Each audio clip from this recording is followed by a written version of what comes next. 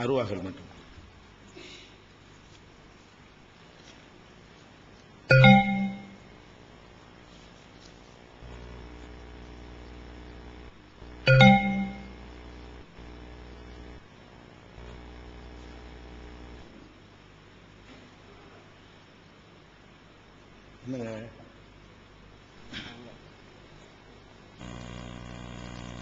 மட்டுமே கிடைச்ச ரூஹு.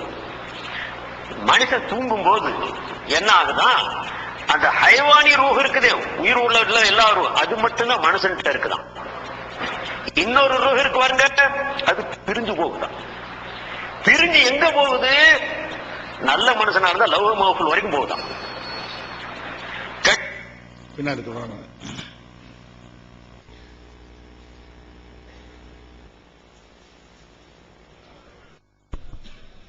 அஸ்ஸலாமு அலைக்கும் வரஹ்மத்துல்லாஹி வபரகாத்து. அநியாயமா அண்ணன் அடிக்கடி மாட்டிக்கிறாரு, அதே வருத்தமா இருக்கு.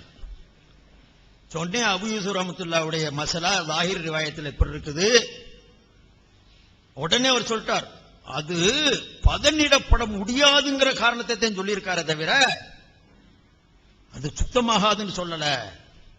பதனிடப்பட்டா சுத்தம் ஆயிரும், ஆனா அந்த தோல் பதனிடப்பட முடியாது, அதனால அத சுத்தம்னு சொல்ல, அது சுத்தம்னு சொல்லிக்கிறோம். பதனிடப்பட்டுட்டா சுத்தம், பதனிடப்படாட்டினா சுத்தமாகாது. பதனிடப்பட அதுக்கு வாய்ப்பு இல்லைங்கிற காரணத்தினால அதை சொல்லி இருக்கிறாருன்னு சொல்றாரு.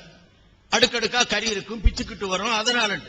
அடுத்த வரியில எழுதியிருக்கிற கொஞ்சம் கண்ணத்தை கொஞ்சம் பார்வையை கொஞ்சம் அகலமாக்குறது, அதுக்கு அடுத்த வரி என்ன எழுதுது, முன்னால வச்சிருக்கிறோம், விவாதத்தில் வந்திருக்கிறோம், காப்பி எடுத்து கையில வச்சிருக்கிறேன், கவனிச்சு பேச வேண்டாம்.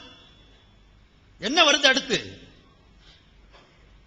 வைன்னமா லா யத்ஹுரு, அது சுத்தாகாததுக்கு காரணம் லி அதமி இஹ்திமாலிஹி அல் முத்தஹிர வஹுவ திபாகு, பதனிடப்படக்கூடிய செயல் அதை சுத்தம் ஆக்காது. அடுத்து சொல்றாருங்க, 2-3 காரணம் சொல்றாரு. முதல் அதனுடைய கறி, அதனுடைய தோலை பிச்செடுக்க முடியாது. அப்படி இருந்தாலும் அல்லது மேற்கொண்டவருடைய ஆதாரமாக அதை தபாகத் பதனிடுதல் சுத்த ஆக்காது. அதமி இஹ்திமாலிஹி அல் முத்தஹிரு வஹுவ திபாகு.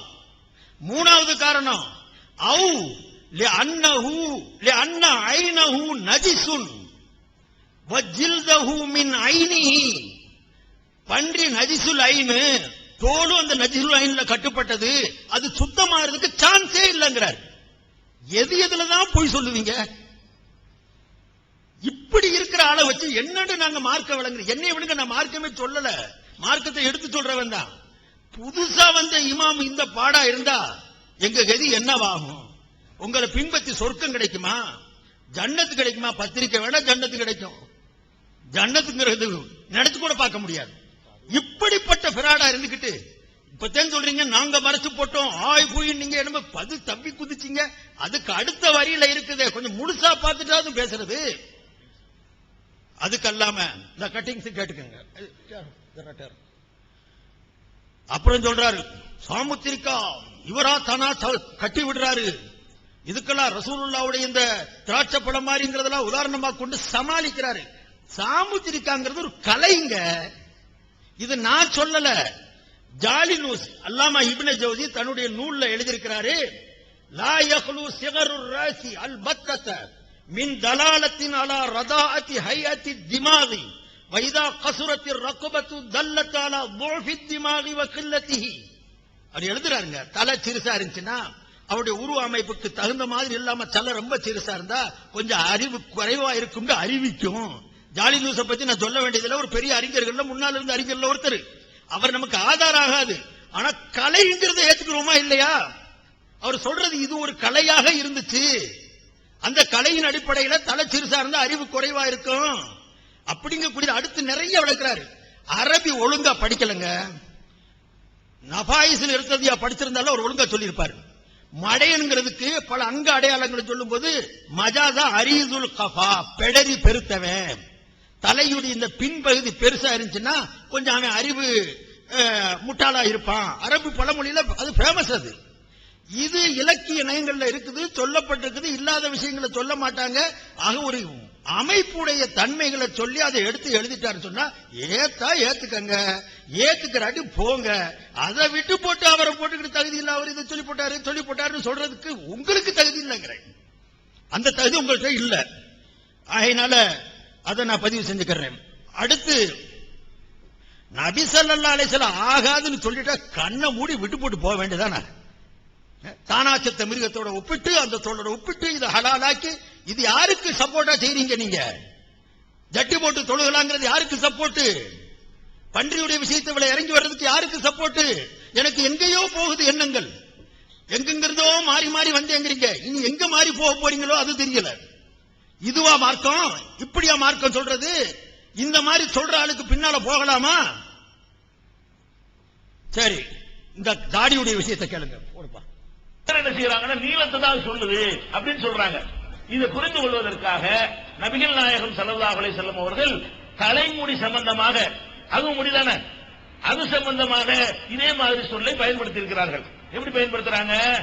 ஒரு பையன் ஒரு சிறுவனை பார்க்கிறார்கள்.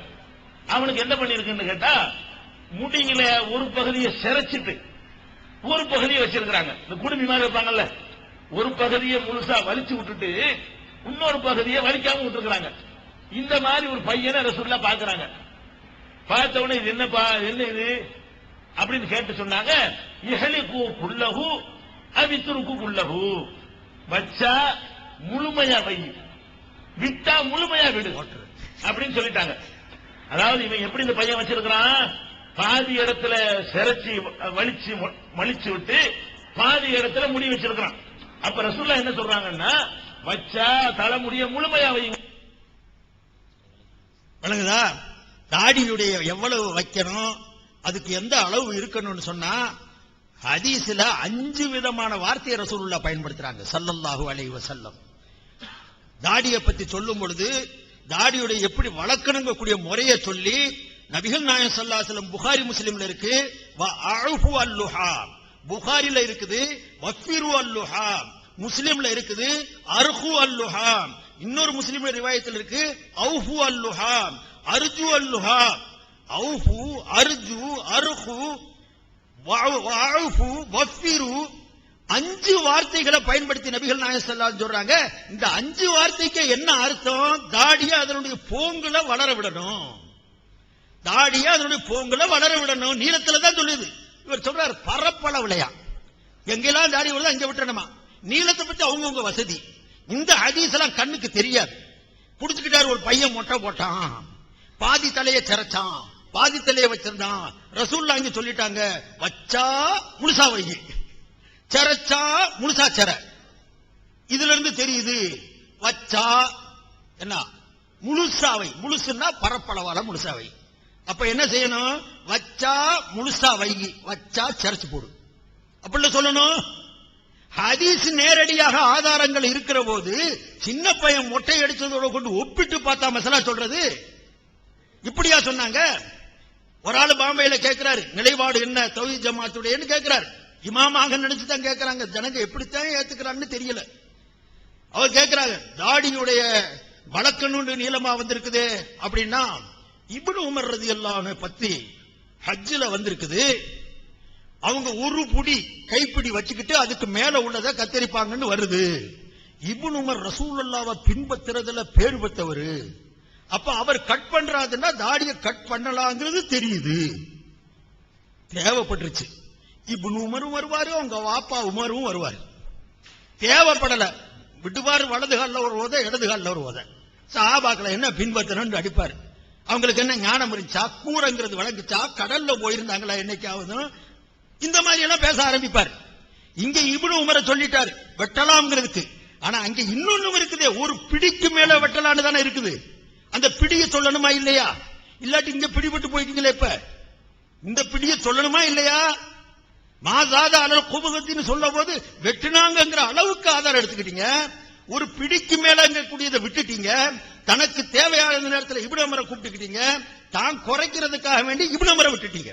ஆதாரம் எங்க காட்டுறீங்க? பாத்தீங்களா? சின்ன பையனை பார்த்தாங்க. சின்ன பையனுடைய விஷயத்துல, இந்த தாடியில விஷயத்துல பயன்படுத்தப்பட்ட 5 வார்த்தைகள் இருந்து ஏதாவது ஒரு வார்த்தையை பயன்படுத்தி இருந்தா பரவாயில்லை. எந்த வார்த்தையும் இங்க பயன்படுத்தப்படல. அல்லது அந்த சின்ன பையனுடைய விஷயத்துல எஹலிக்கு உத்துருக்குன்னு சொன்னாங்களே, அந்த வார்த்தையை தாடியில பயன்படுத்தி இருந்தாலும் பரவாயில்ல, அது இங்கேயும் சம்பந்தப்படல. ரெண்டு வெவ்வேறு வார்த்தை. தேவைப்பட்டுச்சு தாடியை குறைக்கிறதுக்கு, ரிமூவ் பண்றதுக்கு, அழகுபடுத்துறதுக்கு. அவர் சொல்றாரு, எனக்கு இது அழகுபடுது, இப்படித்தான் வச்சுக்கிறேன். எப்படியோ வச்சுட்டு போங்க. தாடியை சிறைக்கிறவங்க சிறைக்கிறாங்க, குற்றவாளிகளா இருக்கிறவங்க இருக்கிறாங்க. ஆனா அது குற்றத்தை கற்பிக்கிறது, மார்க்கமா சொல்றது எவ்வளவு பெரிய மடத்தனம் இது. இதுக்கு ஒப்பீடு கியாஸ் ஆயுது. நபிகள் நாயகம் ஸல்லல்லாஹு அலைஹி வஸல்லம் பத்தி ஹதீஸ்ல வருது, முஸ்லிம் ஷரீஃப்ல இருக்குது, வகான கஸீர ஷாரில் லஹியத்தி, அதிகமான முடியுடைய தாடியாக நபிகள் நாயகம் ஸல்லல்லாஹு அலைஹி வஸல்லம் வச்சிருந்தாங்க. தாடி உடையவர்களாக ரசூலுல்லாஹ் இருந்தாங்க. அதிகமான தாடி. நான் கூட சொல்றேன், ஏற்றி விடுறதுக்கோ இறக்கி விடுறதுக்கு அல்ல. கலீல் ரசூலை பார்த்தா எனக்கே கொஞ்சம் சந்தோஷமா இருக்கிறது. வச்சிருக்கிற தாடியை பார்த்து நான் அப்பவும் யோசிச்சுக்கிட்டு தான் இருக்கேன், இப்பவும் யோசிக்கிறேன். இப்படி சில பேர் இருக்கிறாங்க, ஆனா இப்படியும் சில பேர் இருக்கிறாங்க. எங்க போய் சொல்றது? யோசிக்க வேணாம். அவங்க விருப்பத்துக்கு வச்சுக்கிடுவாங்க, அவங்க விருப்பத்துக்கு நாங்க வெட்டிக்கிறோம். பரப்பளவுல நாங்க ஒதுக்க மாட்டோம். ஒதுக்கிட்டு வந்திருக்கிறாரா இல்லையா? பரப்பளவுல ஒதுக்க கூடாது இல்ல. ஏன் ஒதுக்குனாரு? சொல்லப்படாததுக்கு ஒரு அர்த்தம்ங்க. இவர் மார்க்கம் சொல்லுவாருங்க. இப்னு அப்பாஸ் ஒருத்தர் வந்தார். ஹதீஸ் அஹமதுல இப்னு அபி ஷைபாவுல இருக்குது. நான் ரசூலுல்லாஹ் ஸல்லல்லாஹு அலைஹி வஸல்லம் கனவுல பார்த்தேன் அப்படின்னாரு. நான் சுருக்கி சொல்றேன், நேர வேற இல்ல. கனவுல பாத்தீங்களா? ஆமா. எப்படி இருந்தாங்கன்னு சொன்னார். அப்போ ஒவ்வொரு தன்மையா கண்ணு புரிஞ்சு காது புரிஞ்சு அந்த மனுஷன் விளக்குறாரு.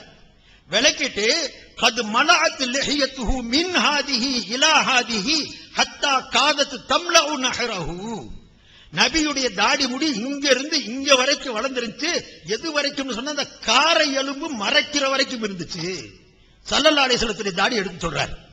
அப்ப ஹஜ்ரத் இப்னு அப்பாஸ் சொல்றாங்க, அழகாக சொன்னாங்க, லா அத்ரி மா கான மா ஹாதா மினன் ஃபகால இப்னு அப்பாஸ் லவ் ரஅய்தஹு ஃபில் யக்லதி மஸ்ததஅத அன் தன்உதஹு ஃபௌக ஹாதா.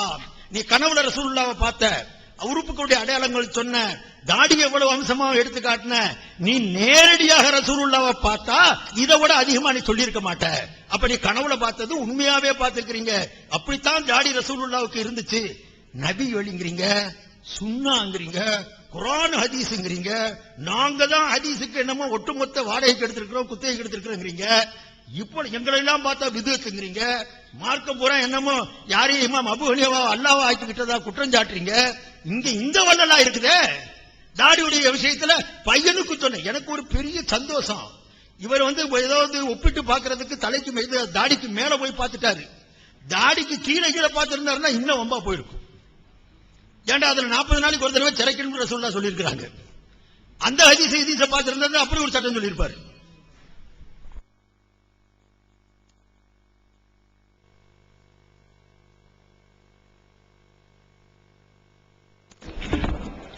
அஸ்ஸலாமு அலைக்கும் வரஹ்மத்துல்லாஹி வபரகாத்துஹு. உன்னை போட்டு தள்ளி சொல்லிக்கிறோம். நம்ம சைடுல வைக்காம இருக்கிறோம்ல, அதுதான்.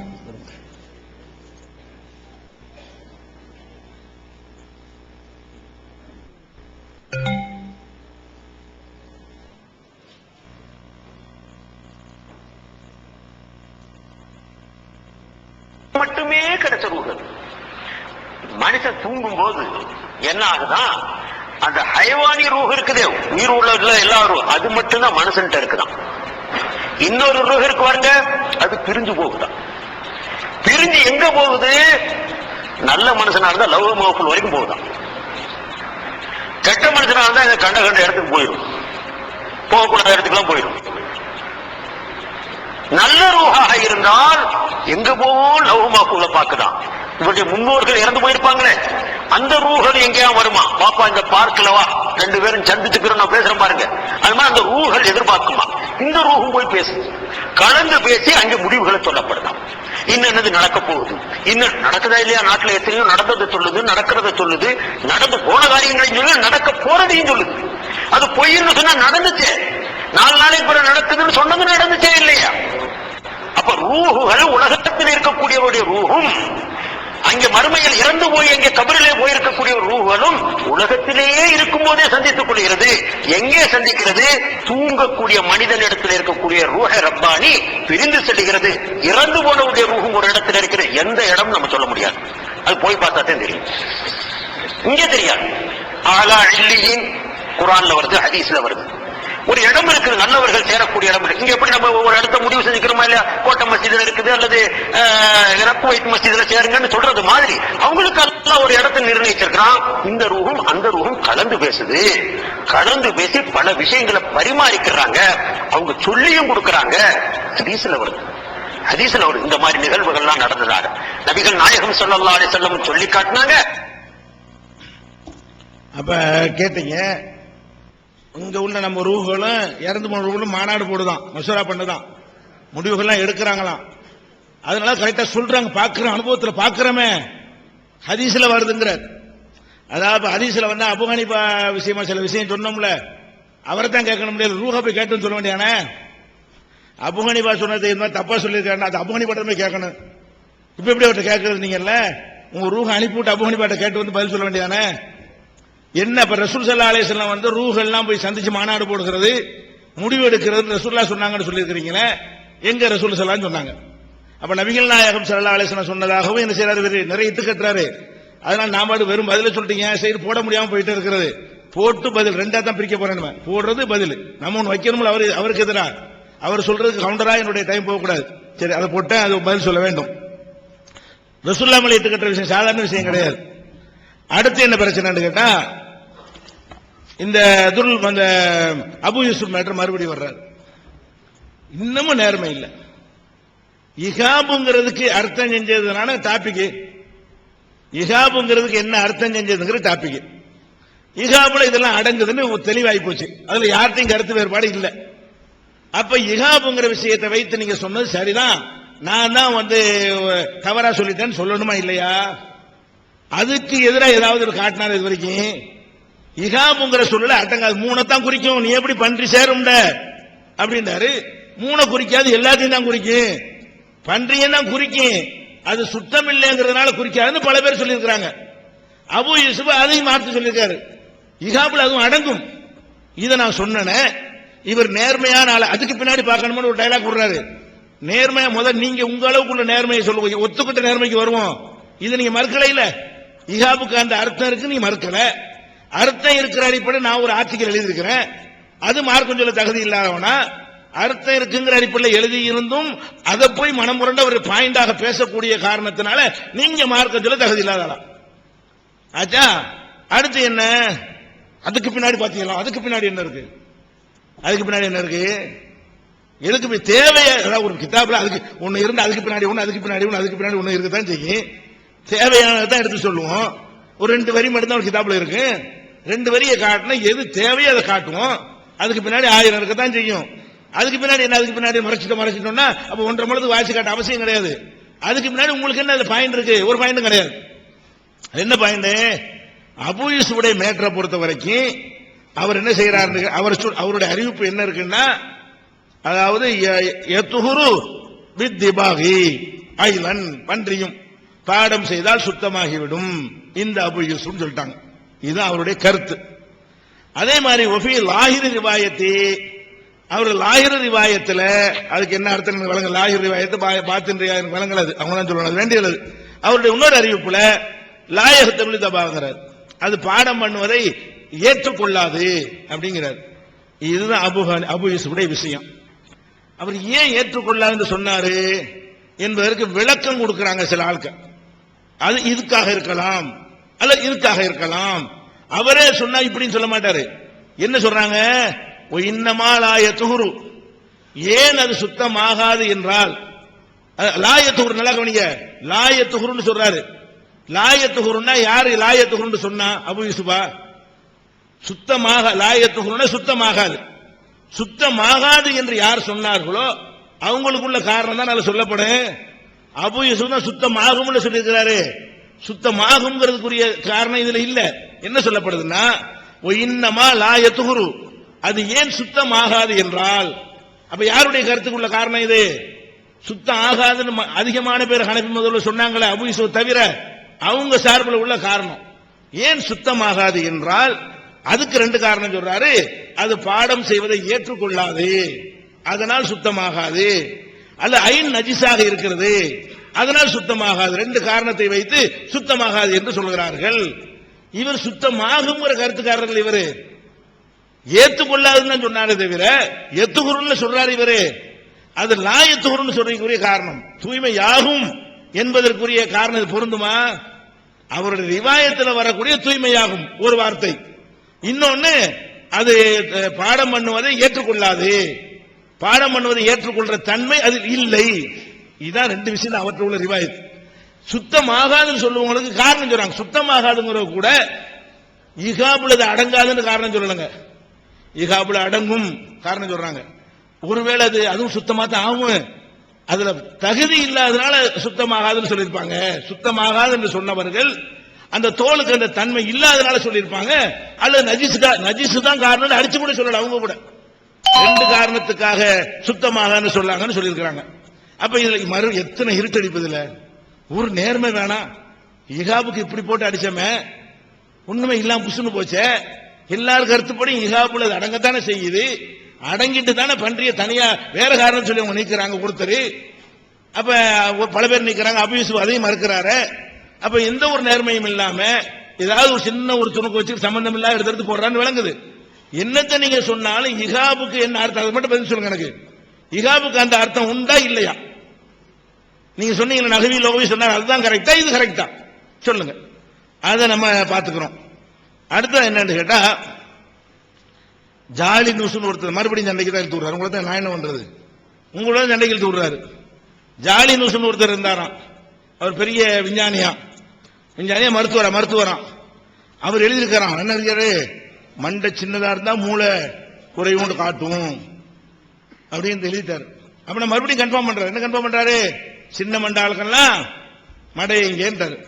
ஜாலியும் சொல்லிட்டார்ல, அவர் சாதாரண ஆளா எந்த அசாதாரண ஆளாவே இருக்கட்டும், இது கண்ணுக்கு முன்னாடி தெரியுதா இல்லையா? விஞ்ஞானிகள் ஆராய்ச்சி பண்ணி சொல்றான், பல மண்டை சைஸ் உள்ளவங்க பரிசு வாங்கி இருக்கிறான். இந்த பெருசு வாங்கியிருக்கான், இந்த பெருசு அறிவாளியா இருக்கான், இந்த பெருசு அறிவாளியா இருக்கான், அதுல முட்டாள்கள் இருக்கிறான். அப்பனா மதரசாக்கள் செய்யும் போது மண்டை பெருத்தால சேர்ப்பன்னு விளம்பரம் பண்ணுங்க. மதரசாக்கள் மாணவர்களை சேர்க்கும் போது மண்டை பெருத்தவர்கள் மட்டும் விண்ணப்பிக்கவும் சொல்லுவீங்களா? அட நீங்களே நம்பாத ஒன்றை இதுக்கு ஆர்குமெண்ட் வைக்கிறீங்க. நீங்க நம்மள உலகத்தில் இல்ல, உங்க மண்டை கூட சில மண்டை விட சின்னதா தான் இருக்குது, அதை புரிஞ்சு பார்க்கலாம். தாடினால கொஞ்சம் பெருசா தெரியுது, கழட்டி பார்த்த சைஸ் பார்த்தா மண்டை சின்னதுதான். அப்ப உங்களுடைய கில்லத்து திமாக காட்டிக்கிறோமா, அதையும் வச்சுக்கிறோமா, மூலகம் மீன் வச்சுக்கிறோமா? அட உங்களுக்கு பொருந்த மாட்டேங்குது, யாருக்கும் பொருந்த மாட்டேங்குது, ஒருத்தருக்கும் பொருந்த மாட்டேங்குது, உள்டாவ மாறி மாறி இருக்குது. பெரிய மண்டையில முட்டாள் இருக்கான், பெரிய மண்டையில அறிவாளி இருக்கான், சின்ன மண்டையில முட்டாள் இருக்கான், சின்ன மண்டையில அறிவாளி இருக்கான். மண்டை சைஸை வச்சு தீர்மானிக்க முடியாது அப்படின்னு. அப்ப காலேஜுகள் எல்லாம் ஈஸியா போயிருமே, இன்டர்வியூலாம் எடுக்க வேண்டிய இல்லையே, மண்டை பெருத்தால வாங்கப்பா சேர்த்துக்கணும்னு சொல்லிட்டு போயிடலாமே. மண்டை பெருசுக்கு சம்பந்தமே கிடையாது, நல்ல விலைக்கு திரும்பவும் அதுக்கப்புறம் என்ன செய்யறாரு, இதெல்லாம் உண்மை. ஒரு மடமைக்கு இன்னொரு மடமை உதாரணம், நபாயிஸ் படிக்கலையா? நபாயிஸ் குரான், அது ஒரு குரான் போல இருக்கு. நபாயிஸ் படிக்கலையா? நபாயிஸ்னா என்னது, ஒரு இலக்கியம் சொல்லி தரக்கூடிய நூல். அதுல மடையனுக்கு அரியலுல் கபா, பிடரி அகலமானவன் மடையனை குறிக்கும். அதுக்கு என்ன சொல்றீங்கிறாரு, அது ஒரு இருக்கேன். அட பிடரி அகலமா இருந்து அறிவாளி இருக்கிறான், பிடரி அகலமான முட்டாள் இருக்கிறான், கண்ணுக்கு முன்னாடி திறமைக்கு மாத்தமா பேசினா இருக்கேன், அறிவாளி மடையன். இது விளங்காம சொல்லி இருக்கிறான். அரபி பழமொழி இருக்குது, பழமொழி சொன்ன முதல்ல மடையை சொல்லிவிட்டான், அதெல்லாம் சொல்லி தெரியுறாங்க. அதானே விளங்கனு, அது உண்மையான இதெல்லாம் பெரிய குரானை ஆராய்ச்சி பண்ணியா சொல்லணும். மண்டை பெருசா இருந்தா அறிவு இருக்குமா இருக்கான்னு பார்த்து தெரிய முடியாதா?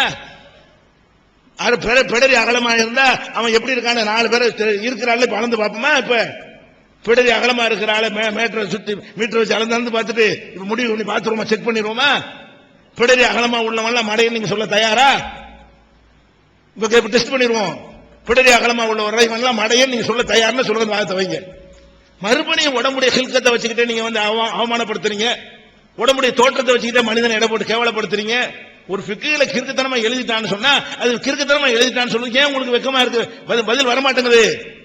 மண்டை பெருசுக்கு சொல்லி இருக்க கூடாதுன்னு சொல்லுங்க. இமாமத்துக்கு அல்லாஹ்வும் சொல்லல, ரசூலும் சொல்லல. மண்டை பெருசுக்கு சம்பந்தம் இல்ல, அவன் உண்மையான முஃமின். அதை சொல்ற விட்டு இது மாதிரி சொல்றீங்க. அடுத்து என்ன, உறுப்பு சின்னது, அதுல பழைய பாக்கி இருக்குது. உறுப்பு சின்னதா இருக்குன்னு சொல்லிட்டாரு. உறுப்புனா என்ன, ஆண் உறுப்பு. அதுல இருக்கிறது என்ன, உறுப்பு சின்னதுன்னு தான் இருக்குங்க. ஆண் உறுப்பு பெண் உறுப்புலாம் இல்ல, உறுப்பு சின்னதா இருக்கணும்னு மட்டும் எழுதியிருக்கிறாரு. அதை அந்த இடத்துல விளக்கம் சொல்றாங்க, ஹாசியாவில் சொல்றாங்களாம். அவங்கள ஒபி ஹாசியத்தி அபிசோதுல இருக்குது கது நுகையில அன்பாவதியும் சில அறிஞர்கள் வழியாக சொல்ல நக்கல் செய்யப்படும், எதிரி சொல்லல, அறிஞர் நக்கல் செய்யப்பட்டிருக்கிறது. ஃபி ஹாதல் மகாமி, இந்த இடத்திலே நக்கல் செய்ய வெளிப்படையா சொல்லப்பட்டிருக்கிறது. மாலா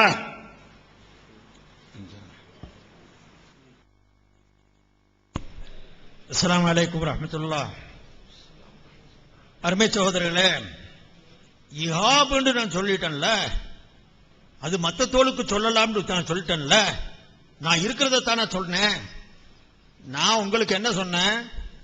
லுகத்தை உடையவர்கள் இலக்கிய இலக்கணம் படிச்சதுல நபிகள் நாயம் ஸல்லல்லாஹு அலைஹி வஸல்லத்துடைய ஹதீஸுக்கு தோதுவாக ஒரு கருத்தை சொல்றாரு நவ்வர் இப்னு சுமைல் கூடிய முஹத்திஸ்.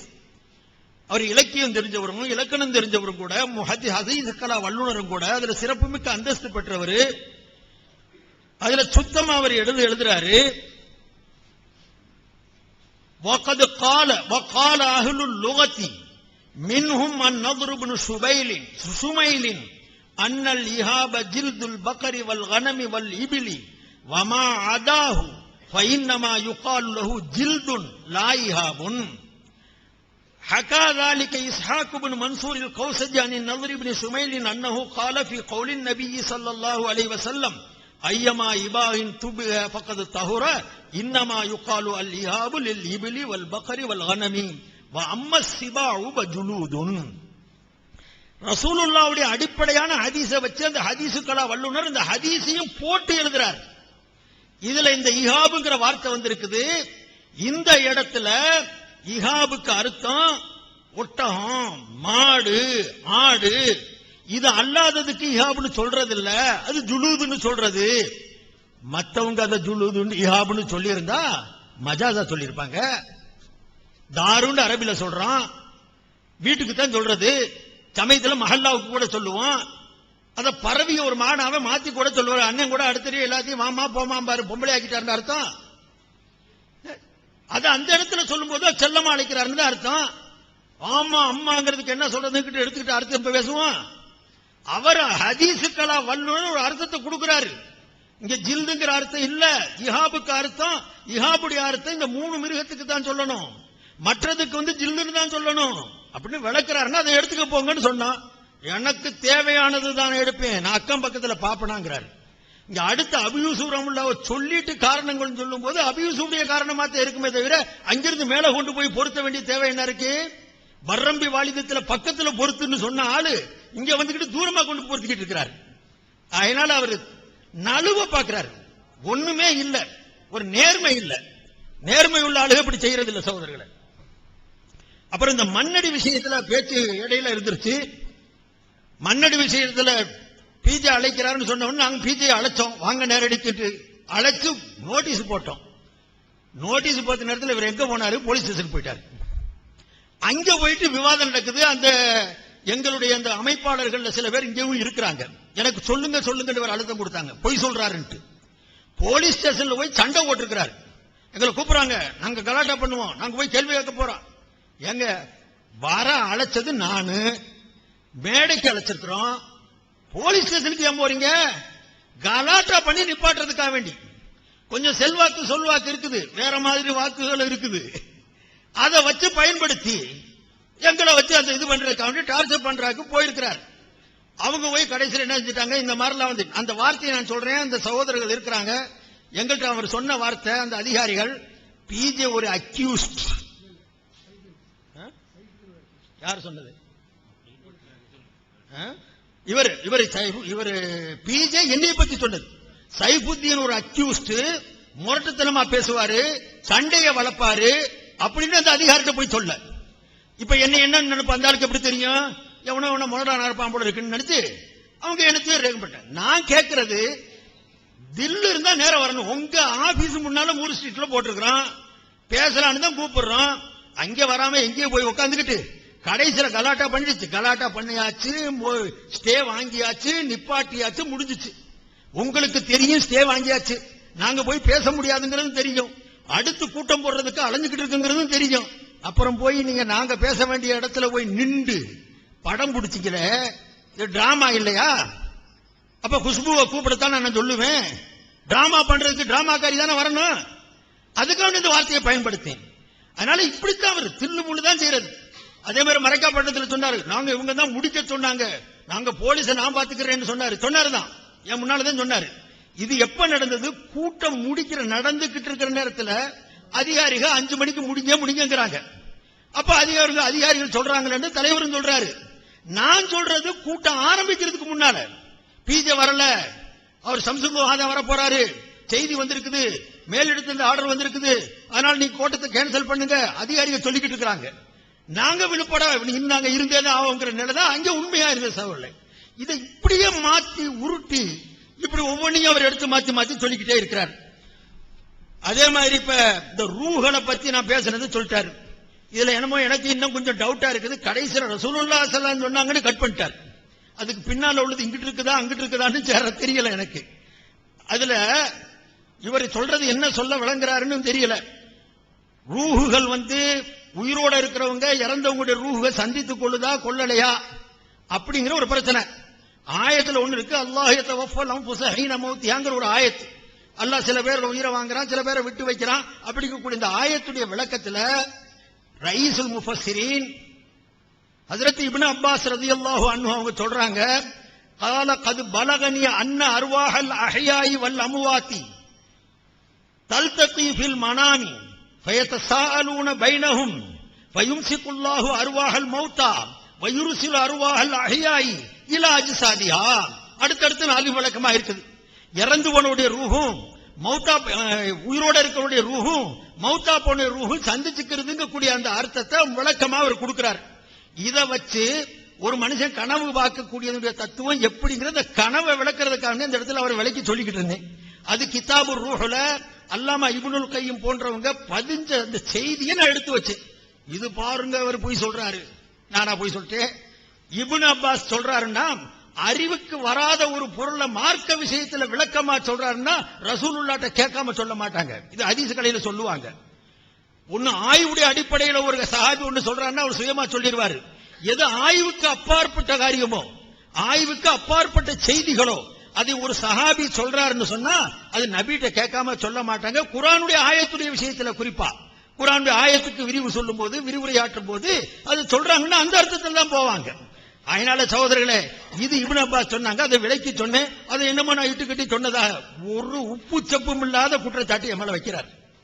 உண்மையில நீங்க யோசிச்சு பார்த்தீங்கன்னு சொன்னா அவருடைய நிலையும் என்னுடைய நிலையை நீங்க முன்னால வச்சு பாருங்க. நீங்க இருக்கிறீங்க முன்னால, தீர்மானம் எடுக்கிறீங்க எடுங்க. உங்களுடைய தீனு, உங்களுடைய ஈமான், உங்களுடைய மார்க்கம், என்னுடைய மார்க்கம் எடுக்கிறதுக்கு உரிமை இருக்குது.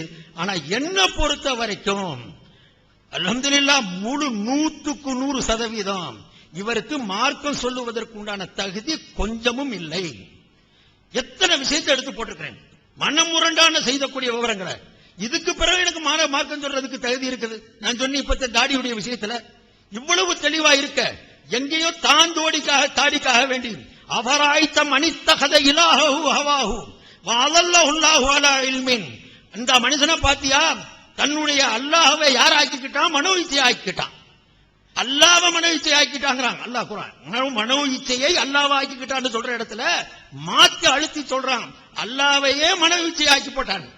அல்லாஹ்வும் ரசூலும் ஒரு காரியத்தை விளக்கி இருக்கும் பொழுது அந்த ஹதீஸுக்கு பின்னால நாம போறதை விட்டு போட்டு ஹதீஸ பின்னால பிடிச்சு இழுக்கிறார்.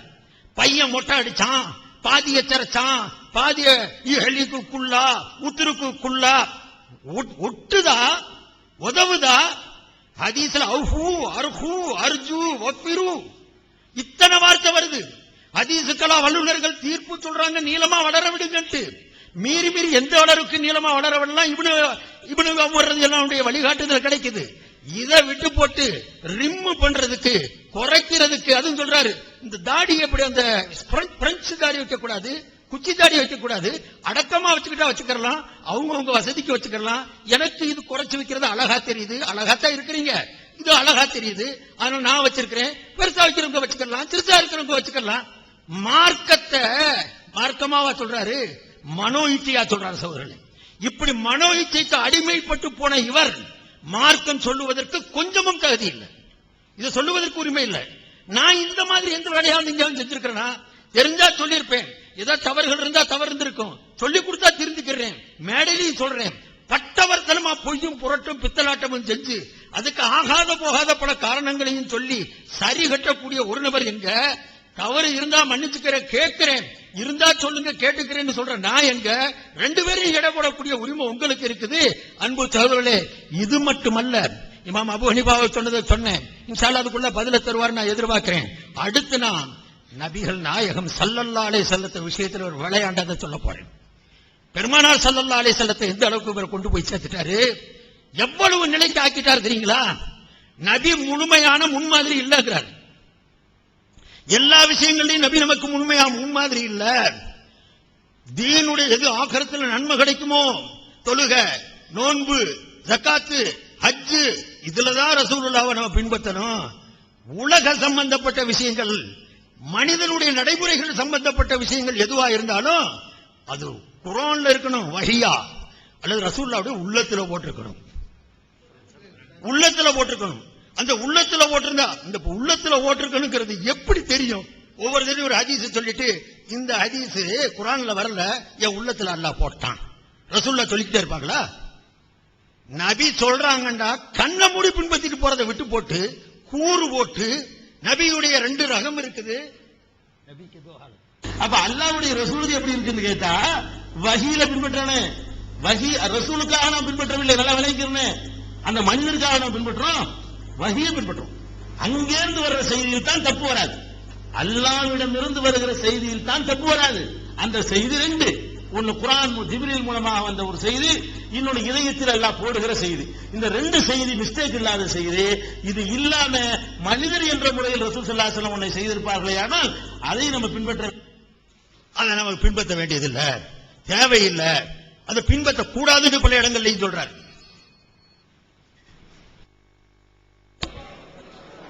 அஸ்ஸலாமு அலைக்கும் வரஹ்மத்துல்லாஹி வபரகாத்துஹு. அன்புள்ள சகோதரர்களே, அவர் என்ன ரசூலுல்லாஹ் பத்தி சொன்னாங்கங்கறார்ல, அதுவா இருந்தாலும் தாடியா இருந்தாலும், அபு ஹனீஃபா பேப்பர் வச்சிருக்கிறேன், ஆதாரம் எல்லாத்துக்கும் ஆதாரம் வச்சுக்கிட்டு தான் இருக்கேன், வருஷப்படுத்தி நான் சொல்லுவேன். வழங்குதா? ஒண்ணு கூட ஆன்சர் இல்லாம நம்ம சொல்ல தப்புனா தப்புன்றோம், அது எந்த கடுகளும் சந்தேகப்பட வேணாம். அதே நேரத்தில் நாங்க சொல்ல வேண்டிய சில செய்ய வேண்டியிருக்கு. அந்த ரூஹு சம்பந்தமா நான் போட்டேன்ல, நீ அல்லாஹு யத்தவஃபல் அன்ஃபுஸக என்ன அர்த்தம், அதெல்லாம் டாபிக் கிடையாது, பேசுனதுக்கு தான் டாபிக். பேசுனது என்ன? ரூஹுகள் இங்கே உள்ள ஆளுடைய ரூஹும் இறந்து போன ஆள்கள் ரூஹும் போய் மசூரா பண்ணுது, ஆலோசனை செய்யறாங்க, கலந்து பேசி முடிவு எடுக்கிறார்கள். அது சரியா இருக்கிற அனுபவத்தில் பார்க்கிறோமா இல்லையா, அதெல்லாம் சொல்லிவிட்டு இது ரசூல் ஸல்லல்லாஹு அலைஹி வஸல்லம் சொன்னாங்க, ஹதீஸ்ல இருக்கு, ரசூலுல்லாஹ் சொன்னாங்கன்னு சொல்றாரு. அப்ப இந்த ரூஹெல்லாம் சந்திச்சு ஆலோசனை பண்ணி முடிவு எடுத்துட்டு வந்து உலகத்துக்கு சொல்றாங்க என்பதை அல்லாஹ்வுடைய ரசூல் மேல இவ்வளவு தைரியமா இவ்வளவு துணிவா இட்டு கட்டிட்டு அபு ஹனீஃபா சொன்னதை நான் சொல்லி இருக்கிறேன். அதற்கு பில்டப் கொடுத்தாரு அபு ஹனீஃபா மேல வந்து அப்படின்னு எடுத்துக்காட்டு முடிஞ்சு வெளியே போய் பாருங்க. அபு ஹனீஃபா சொன்னாரு, எல்லாம் ஆதாரத்தை வைக்காம நாங்க சொல்ல மாட்டோம், எல்லாத்துக்கும் ஆதாரம் இருக்கிறது, அதை வச்சுக்கிறங்க. இது பதில், தாடிக்கும் பதில் இருக்கு. அதே மாதிரி வேற என்ன சொன்னாரு? அப்புறம் இந்த சமூகத்துக்கு வர்றேன், போலீஸுக்கு போனது, அக்யூஸ்ட் சொன்னது, பிஜே அக்யூஸ்ட் சொல்லிட்டாரு. இதுலயும் முழு தகவல் கிடையாது. பிஜே அக்யூஸ்ட் என்று சொன்னார், போலீஸ் வந்து பிஜே அக்யூஸ்ட் சொன்னாரு, என்ன சொன்னாரு கேட்கிறாரு. அப்ப தகவல் எல்லாம் பேசுறேன்னு அர்த்தம். இந்த சபையில நீங்க பாத்தீங்களா இல்லையா, அந்த அக்யூஸ்ட்ங்கிற மேட்டர்ல என்ன சொல்லணும் அவர்கிட்ட புல் டீட்டெயில் இருந்தா என்ன செய்யணும், அழகா விலைக்கு சொல்லணும். உள்டா என்ன செய்யற, போலீஸ்காரங்க என்ன அக்யூஸ்ட் சொன்னாங்களாம், என்ன எப்படி அக்யூஸ்ட் சொல்லுவாங்க? நான் அந்த 40 வருஷ பொது வாழ்க்கையில என் மீது ஒரு சின்ன கேஸ் கூட கிடையாது, எப்படி அக்யூஸ்ட் சொல்லுவாங்க? கொலை கேஸ் இருக்கா, கற்பனை திருட்டு, மோசடி, வேற ஏதாவது கேஸ் இருக்கா? கவர்மெண்ட்ல இருந்து எனக்கு எந்த ஒரு கேஸும் கிடையாது, என்னைய அக்யூஸ்ட் சொல்லுவாங்க அப்படின்னு சொல்லிட்டு டக்குன்னு செய்யறாரு. இல்ல இல்ல, என்னைய பத்தி இவங்க போலீஸ் அக்யூஸ்ட் சொன்னாங்க அப்படிங்கிறாரு. அதையும் நான் விளக்க வேண்டியிருக்கு, சுருக்கம் விளக்க வேண்டியிருக்கு. அதாவது போலீஸ் சவால் விட்டார் போஸ்டர்ல, தபால்ல எனக்கு எழுதியிருந்தாருன்னா நான் நேரம் அவரை தொடர்பு கொள்வேன். பப்ளிக்கா விட்டாருன்னா பப்ளிக்கா தானே போகணும். பப்ளிக்கா போறாருந்தா நாங்க ஒரு சபை இருக்குமோ, நாங்க மட்டும் போனா கலவரம் வருமா வராதா? போலீஸ் பாதுகாப்பு கேட்பான் இல்லையா? நாங்க பாதுகாப்பு தான் கேட்டோம், நாங்க போய் கேள்வி கேட்க போறோம், எங்களுக்கு செக்யூரிட்டி வேணும் கேட்டோம். நீங்க என்னை நேரடியா தபால்ல கூப்பிட்டுருந்தா அழைப்புனா நேரம் வந்திருப்பேன். போஸ்ட் அடிச்சு உலகம் பூரா கொட்டினீங்கன்னா நான் நேரம் சபைக்கு தான் வரணும். சபைக்கு வந்தா சண்டை வருமா இல்லையா? அக்யூஸ்ட் எங்களை ஆக்கிடுவானா இல்லையா? போலீஸ்ல அக்யூஸ்ட் ஆகக்கூடாதுங்கிறதுக்காக தான் நாங்க போறோம், சொல்லிட்டு தான் போறோம், பாதுகாப்பு நீங்க தரணும். நீங்க என்ன செய்யணும், தைரியசாலியில இருந்தா வான்னு சொல்ல வேண்டியதானே? அப்ப எங்க மக்கள் சொன்னாங்க, இவர் வர்றாருங்க, இந்த மாதிரி சவால் வர்றாரு, போலீஸ்ல வர தேடிட்டு இருக்காங்க, அவரு அக்யூஸ்ட், அவரு சைஃபுதீன் ரசாதி அக்யூஸ்ட் சொல்லி தினத்தந்தி பேப்பர் கட்டிங்ல இவர் தம்பி பொண்டாட்டி வரதட்சணை கொடுமைப்படுத்துறாங்க கம்ப்ளைண்ட் கொடுத்து இவரையும் இவர் அண்ணன் சைஃபுதீனையும் அவர் தம்பியும் போலீஸ் தேடுறாங்க அப்படின்னு சொல்லி பேப்பர்ல, தினத்தந்தி பேப்பர்ல செய்தி வந்துச்சுங்க. தேடிக்கிட்டு வர இருக்கிறீங்க, இந்தாங்க இந்த பேப்பர் கட்டிங்க கொடுத்தாங்க. அக்யூஸ்ட் சொன்னாங்கன்னு சொன்னா இதையும் சொன்னாங்க, வரதட்சணை கொடுமை தம்பி பொண்டாட்டி கொடுமைப்படுத்தி பெரிய கொடுமையாக்கி கேஸ் ஆகி மதுரை மாவட்ட பேப்பர் எல்லாம் வந்து அந்த பேப்பர் எங்களுக்கு அனுப்பப்பட்டு அந்த நேரத்தில் தேடப்படுற ஆள் அக்யூஸ்ட் தானங்க. தேடப்படுற ஆள் போலீஸ் தேடுறாங்க, மேடைக்கு வர்றாருன்னா நீங்க மதுரைக்கு தகவல் கொடுத்து அந்த கேஸ்ல தேடுறாங்கன்னு வந்திருக்கு பேப்பர்ல, இந்தாங்க அந்த தகவலையும் சேர்த்து கொடுத்தோம். இது அக்யூஸ்ட் தானே, அதான் சொன்னோம். இன்னும் சும்மா அக்யூஸ்ட் சொல்லிட்டோமா? அது நான் சொல்லல, சென்னை மாவட்ட நிர்வாகிகள் பேசும்போது இதையும் சொல்லி தொலைச்சுட்டாங்க. நான் அந்த இதை கூட கண்டுக்கிற மாட்டேன். இப்ப நேர வருவங்களுக்கு பாதுகாப்பு தான் கேட்க சொன்னேன். அவங்க அந்த பேப்பர் கட்டி கொண்டு போய் கொஞ்சம் கூடுதல் ஆர்வத்தில் செஞ்சு விட்டாங்க. இது என்ன மேட்டர் இருக்குது, நேரடியாக தபால் தொடர்பு கொண்டா நேரம் நான் உங்கள்கிட்ட வருவேன். நாங்க இந்த பேப்பர்ல இந்த செய்தி திருச்சிக்காரன் சொன்னா மதுரைக்காரன் சொன்னாங்க, நாங்க ஆதாரமா வைக்க மாட்டோம், இதெல்லாம் ஆதாரமா வச்சோம். நான் சொல்லுவேன், உங்களுடைய அந்த தனிப்பட்ட இதை எதையுமே நான் வைக்கவே இல்லை. சொல்லும் போது பதிலடிக்கு தான் ஒன்று போட்டுக்கிறேன் தவிர மார்க்கம் சொல்ல தகுதி இருக்கா என்பது அடிப்படையில் மட்டும் தான் அணுகி கொண்டிருக்கிறேன். அது நீங்க என்ன செய்யணும், புரிந்து கொள்ள வேண்டும். அடுத்து என்ன செய்யறாருன்னா, அந்த இகாபு முக்கியம் ஒண்ணுனா முடிக்கணுங்கிறது ஒரு விஷயம் தெளிவா முடிச்சிருந்தான். முதல் பாயிண்ட், இகாபுங்கிறதுக்கு நான் என்னவே செஞ்சுட்டு போறேன், எனக்கு பட்டது எழுதுனேன், மார்க்கத்தில் தகுதி இல்லையா, ஃபர்ஸ்ட் கேள்வி அதான். அந்த தலைப்புக்கு சரியா வருமா? வராது. ஆனா நான் சொன்னதை இகாபுக்கு அந்த அர்த்தம் இல்லைன்னு எத்தனை புஸ்தகத்தை வேணாலும் காட்டுங்க, அதன்படி தான் நான் எழுதியிருக்கணும் சொல்றீங்கல்ல. நான் எதன்படி எழுதியிருக்க வேண்டும் என்று சொல்லீர்களோ அதன்படி உங்க அபு ஹனீஃபா இமாம் எழுதலையே. நான் எவ்வாறு அதை எழுதியிருக்க வேண்டும் என்று நீங்கள் ஆசைப்படுகிறீர்களோ அவ்வாறு உங்க அபு யூசுப் இமாம் எழுதலையே. அவரை மார்க்கம் சொல்ல தகுதி இல்லைன்னு சொல்லிவிட்டு சொல்லுங்க, ஒத்துக்கிறேன். இகாபுக்கு இப்படிலாம் சொல்லிவிட்டாங்க. அபு ஹனீஃபா தப்பா எல்லா தூளையும் குறிக்கும் சொல்றாரு, முகமது சொல்றாரு, சுபர் சொல்றாரு, அபு யூசுப் பண்டிகை கூட சேர்த்துக்கிறாரு. இவர்கள் மார்க்கம் சொல்ல யாருக்கும் தகுதி இல்லைன்னு சொல்லுங்க, அதையாவது சொல்லணும். இந்த இகாபுக்கு இதைத்தான் செய்யணும். அந்த நல்தரிப்பு சம்பியல் என்பவர் சொல்லிட்டாருன்னா அவர் மட்டும்தான் நகவுக்கு அத்தாரிட்டி, வேற யாரும் வேற ஆளுக்கு மாற்றமா சொன்னா ஏற்றுக்கொள்ள கூடாது, அதனால ஹனபி மது எல்லாம் தப்புன்னு சொல்லணும். அப்படி இல்லைன்னா மன்னிப்பு கேட்கணுமா இல்லையா? பச்சையாக தெரிகிற ஒரு பிழைய என்ன செய்வார்னா, தப்புனா மன்னிப்பு கேட்டுக்கிறேன்னு சொல்வார், கேட்கவே மாட்டார். அந்த வார்த்தையை தான் சொல்வாரே தவிர எந்த ஒரு தப்புக்கும் மன்னிப்பு கேட்கவே மாட்டார் என்பதற்கு இதுக்கு மேல உங்களுக்கு சிந்தனையாளர் சிந்திச்சு பாருங்க, ஒண்ணுமே இதுக்கு ஆதாரம் இல்லை. அது என்னன்னு கேட்டா, இகாபுக்கு மஜாஸ்னா என்ன, அந்த இரண்டாவது பொருள் வாங்க இல்லையா, சிங்கம் இருக்கு. சிங்கம்னா மிருகத்துக்கு பேரு சிங்கம், ஒரு வீரனை பார்த்து சிங்கம், இது மஜாஸ். உங்களுக்கு மற்ற மக்கள் வழங்குறதுக்காக சொல்றேன். அப்ப இந்த மஜாஸாக என்ன செய்யலாம், இகாபுங்கிறது அதைத்தான் குறிக்கும். மஜாஸாக வேற ஒண்ணு குறிக்கும் சொல்றாரு. சட்டத்தில எல்லாம் மஜாஸ் குறிக்கலாமா? லாஜிக்கலே உள்ள விரிய என்னது, இலக்கியத்துக்கு தான் மஜாஸ், லாவுக்கு என்ன இல்ல மஜாஸ் கிடையாது. சட்டத்துல சொல்லுக்கு என்ன அர்த்தம் தான், சட்டம் வகுக்கிறதுக்கு எது வைக்க கூடாது, மஜாஸ் வச்சாண்டு வைங்களேன். ஒரு இபாதத்து கூட இபாதத்துல வைக்கலாம். சலாத்துக்கு மஜாஸ் அர்த்தம் வச்சாண்டு வைங்க, சவுமுக்கு மஜாஸ் அர்த்தம் வச்சாண்டு வைங்க, வைக்க முடியாது. ஹஜ்ஜுக்கு மஜாஸ் அர்த்தம், ஹஜ்ஜுன்னா நாடுவது, இந்த அகராதி அர்த்தம் வைக்க இயலாது. மஜாஸ் ஏதாவது அர்த்தம் வச்சுக்க முடியுமானா முடியாது.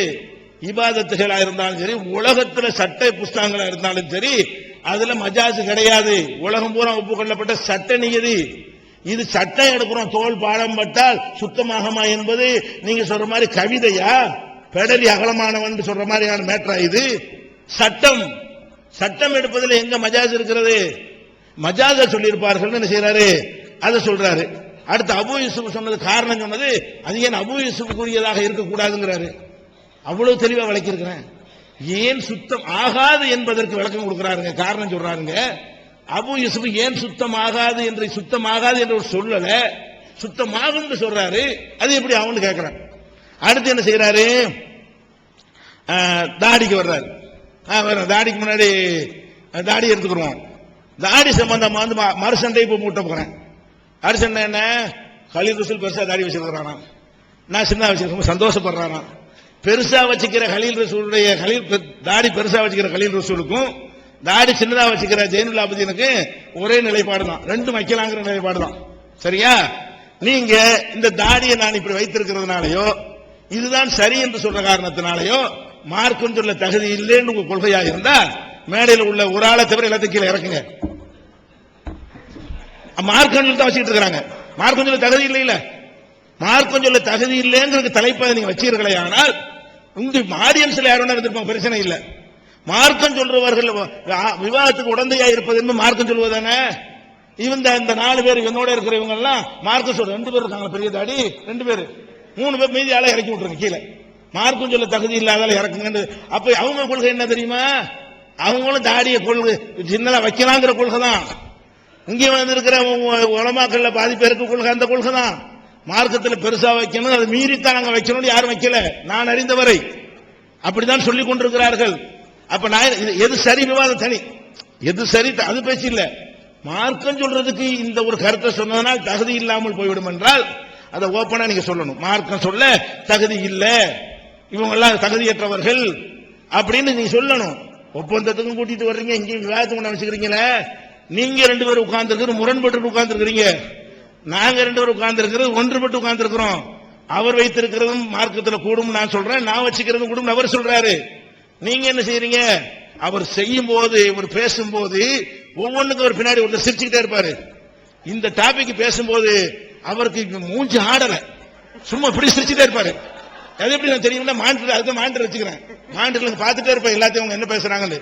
இவர் பேசும் போதெல்லாம் பின்னாடி உட்கார்ந்து இப்படி இப்படிம்பாரு, மக்களை உசுப்பத்துற மாதிரி சிரிப்பாரு ஒரு ஆளு. அவர் இந்த டாபிக்கை பேசும்போது நான் பார்த்தேன். எதுக்கு சொல்றேன்? இது என்னதுக்கு? இது நான் கேட்கிறேன், நான் ஒரு ஆய்வு செய்யறையா, தப்பா செஞ்சுட்டேன், மார்க்கம் சொல்ல தகுதி இல்லைங்கிறது ஒரு பாயிண்டா? அந்த விவாதம், அந்த ஆய்வையும் லேசா தொட முடியும். தாடி சம்பந்தமா ஒரு முழு தலைப்பு வைப்போம். தாடி சம்பந்தமா நான் சொல்றேன் சரிங்கிறத 100க்கு 100 நிரூபிக்க தயாரா இருக்கிறேன். 99 இதையும் சேர்த்துக்கிறேன், குறிச்சுக்கிறேங்க. 99 இதையும் குறிச்சுக்கிறேங்க. ஆனா மார்க்கம் இதனால வந்து மார்க்கம் தகுதியற்றவன் ஆக மாட்டான். இதே மாதிரி சொன்ன இமாம்கள்லாம் இருக்கிறாங்க, பெரிய பெரிய இமாம்கள்லாம், மதுஹபுடைய இமாம்கள்லாம் இருக்கிறார்கள். அதனால அவங்கள மார்க்கம் சொல்ல தகுதி, மார்க்கம் சொல்ல தகுதி இல்லைங்கிற தலைப்புனா அது மாதிரி நான் சொன்ன மிஸ்டேக்ல எடுத்து காட்டுங்க. இது ஒரு கருத்து, அது ஒரு கருத்து, உங்களுக்கு அது சரி எனக்கு அது சரிங்கிற ஆய்வுக்கு காரண காரியங்களோட இருக்குமையானால் அது மார்க்கம் சொல்ல தகுதியற்றவர்கள் ஆயிடுவோமா? அதை நீங்க என்ன செய்யணும், கவனத்தில் வச்சுக்கிறேன். அடுத்து என்ன செய்யறாருன்னு கேட்டா, ரசூலுல்லாஹ்வையே பிரித்து விட்டார்கள், ரசூல் ஸல்லல்லாஹு அலைஹி வஸல்லம் அவர்களையே பிரித்து விட்டார்கள். அவங்க துன்யா விஷயம் சொன்னாலும் மார்க்கம் இல்லைன்னு விட்டார்கள். அதாவது இதான் சொல்றது, அவரு அந்த கொள்கையெல்லாம் இருக்காரு. ஆனா ஏற்கனவே சொன்ன நோய் இருக்குல்ல, எனக்கு மட்டும்தான் ஒரு தனியா ஒரு தனி செக்ஷன் மூலையில் அல்ல ஒதுக்கி இருக்காமல, எனக்கு மட்டும் தனியா செயல்படுற மாதிரி அவர் கண்ணுல ஒரு செக்ஷன், காதுல ஒரு செக்ஷன், அவர் அப்படி இருக்காரு, எல்லாரும் அவரை சுத்தி இருக்கிறவங்க எல்லாம் அவருக்கு எதிரான நிலைப்பாட்டில், அதெல்லாம் தெரியவே செய்யாதுங்க. இதுவே மார்க்கம் சொல்ல தகுதி இல்லாத பெரிய ஆதாரமா இருக்கிறது. அவர் என்ன செய்யறாரு, ஒரு சம்பவத்தை சொல்லிட்டு ரசூல் ஸல்லல்லாஹு அலைஹி வஸல்லம் அவர்கள் ஒரு சஹாபி பெண்ணுக்கு ஆலோசனை சொன்னார்கள். சட்டமா ஆலோசனையா என்று கேட்டார்கள்.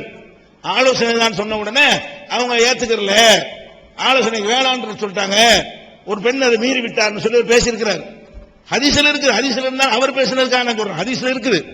அப்ப நபி ஸல்லல்லாஹு அலைஹி வஸல்லம் அவர்கள் சொன்னதை ஒரு பெண்மணி ஏற்றுக்கொள்ளலைங்கிறாரு. அது வஹியா இல்லாத காரணத்தினாலதான். சட்டமான்னு கேட்டா வஹியான்னு அர்த்தம். சட்டம் இல்லாத ஒன்றை சொல்லும் பொழுது அந்த பெண் மீறினாங்களே, அவங்க வந்து யார்? சஹாபி இல்லையா? கடும் குற்றவாளியா? என் சொல்லை நீ மீறலாமா என்று ரசூல் ஸல்லல்லாஹு அலைஹி வஸல்லம் வந்து எடுத்துட்டீங்களா? என் சொல்லை மீறலாமா என்று ரசூல் ஸல்லல்லாஹு அலைஹி வஸல்லம் பெண்ணை கண்டிச்சாங்களா? தலாக் விஷயமா சொல்றதுக்கு கணவன் வேணாங்கிறாரு, அவரு கிளிப்பு கிடைக்க சொல்றேன், மறுக்க மாட்டாரு, இருக்கு தேடிட்டு இருக்கிறாரு, நேரம் கம்மியா இருக்கிறது. அப்ப கணவன் வேணான்னு அம்மா சொல்லுது. போறோம். அஸ்ஸலாமு அலைக்கும் வரஹ்மத்துல்லாஹி வபரகாத்துஹு. அருமை சகோதரர்களே, தானா ஸ்ட்ரீட் விட்டுட்டா பெருசா போய்கிட்டே தான் இருக்கும். நடந்த நிகழ்ச்சியை சொன்னோம், நம்மள போய் அவர் எவ்வளவு பிரகடனப்படுத்தினாருன்ட்டு, அது நான் வரதட்சணை கொடுமை இதுல ஈடுபட்டாரு, அவர் இந்த லிஸ்ட பேசினாராக்கும் நரக தலைவாசல் திறந்துரும். அவ்வளவு விஷயம் அவரை பத்தி நெட்ல போட்டிருக்கிறான், கிளிகிளின்னு கிழிச்சுக்கிட்டு இருக்கிறான். எடுத்து நான் அப்பவே முதல் பேசினேன், தனிப்பட்ட குறைகள் பேச ஆரம்பிச்சிருங்க, என் முன்னாலேயே லிஸ்ட் இருக்குது, வேண்டாம் அசிங்கப்படுங்கிறதுக்காக வேண்டிதான்.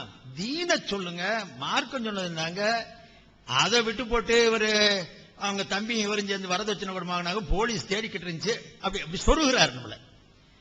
சேலம் ஜமாத்துல் உலமாவுல அந்த ஜமாத்துல் உலமா இன்னைக்கு கூப்பிட்டா சாட்சிக்கு வருவாங்க. இதே நபர் சொன்னாரு, என் விஷயத்துல போலீஸ்ல 1.5 டைரி கேஸ் இருக்குது, என் பின்னால ஜனசக்தி இருக்கிறதுனால போலீஸ் என்னைய நெருங்காதுன்னு சொன்னார். சொல்லியிருக்கிறார்.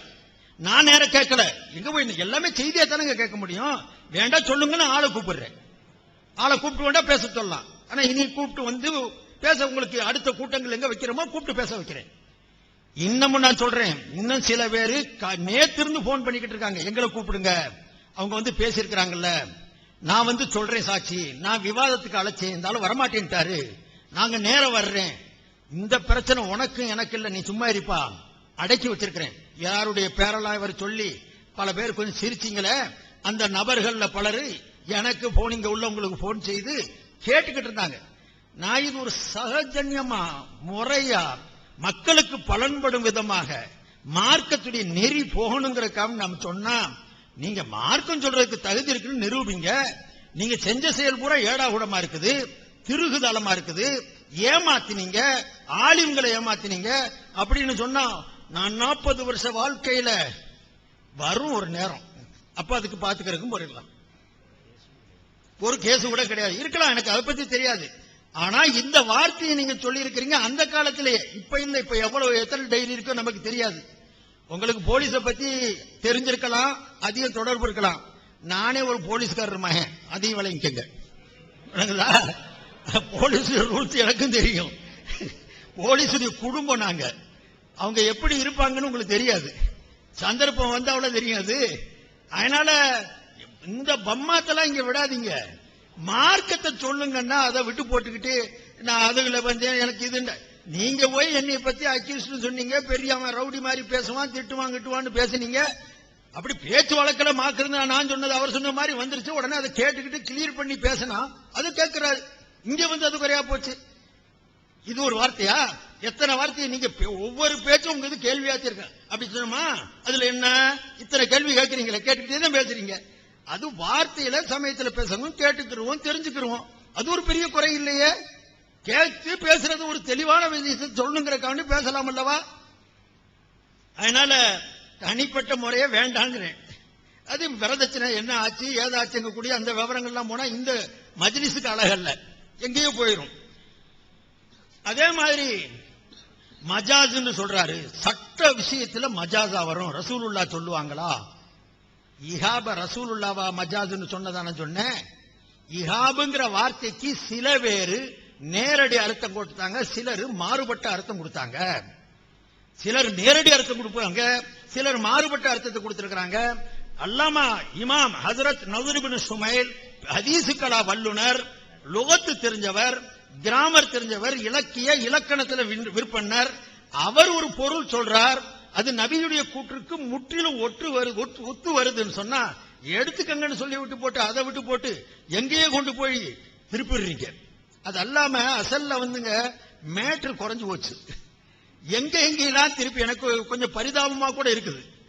அந்த நிலைக்கு அவர் வந்துட்டார். இப்ப இல்லாட்டா சிங்க மாதிரி பேசுறவர், அவர் பேச்சத்தை நான் கேட்டுக்கிட்டு இருக்காரு தானே. இங்க வந்து இந்த நிலைக்கு வந்ததுக்கு காரணம் அவருடைய செயல்கள் தான்.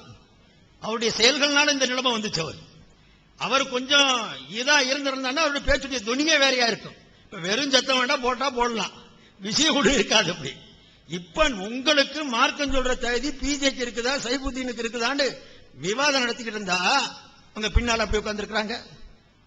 இவங்க பின்னால எப்படி இருக்கிறாங்க, யாருக்கு முடிச்சு போடுறாருன்னு தெரியும் எனக்கு. அவர் ஆரம்பத்தில இருந்தே முயற்சி பண்றாரு.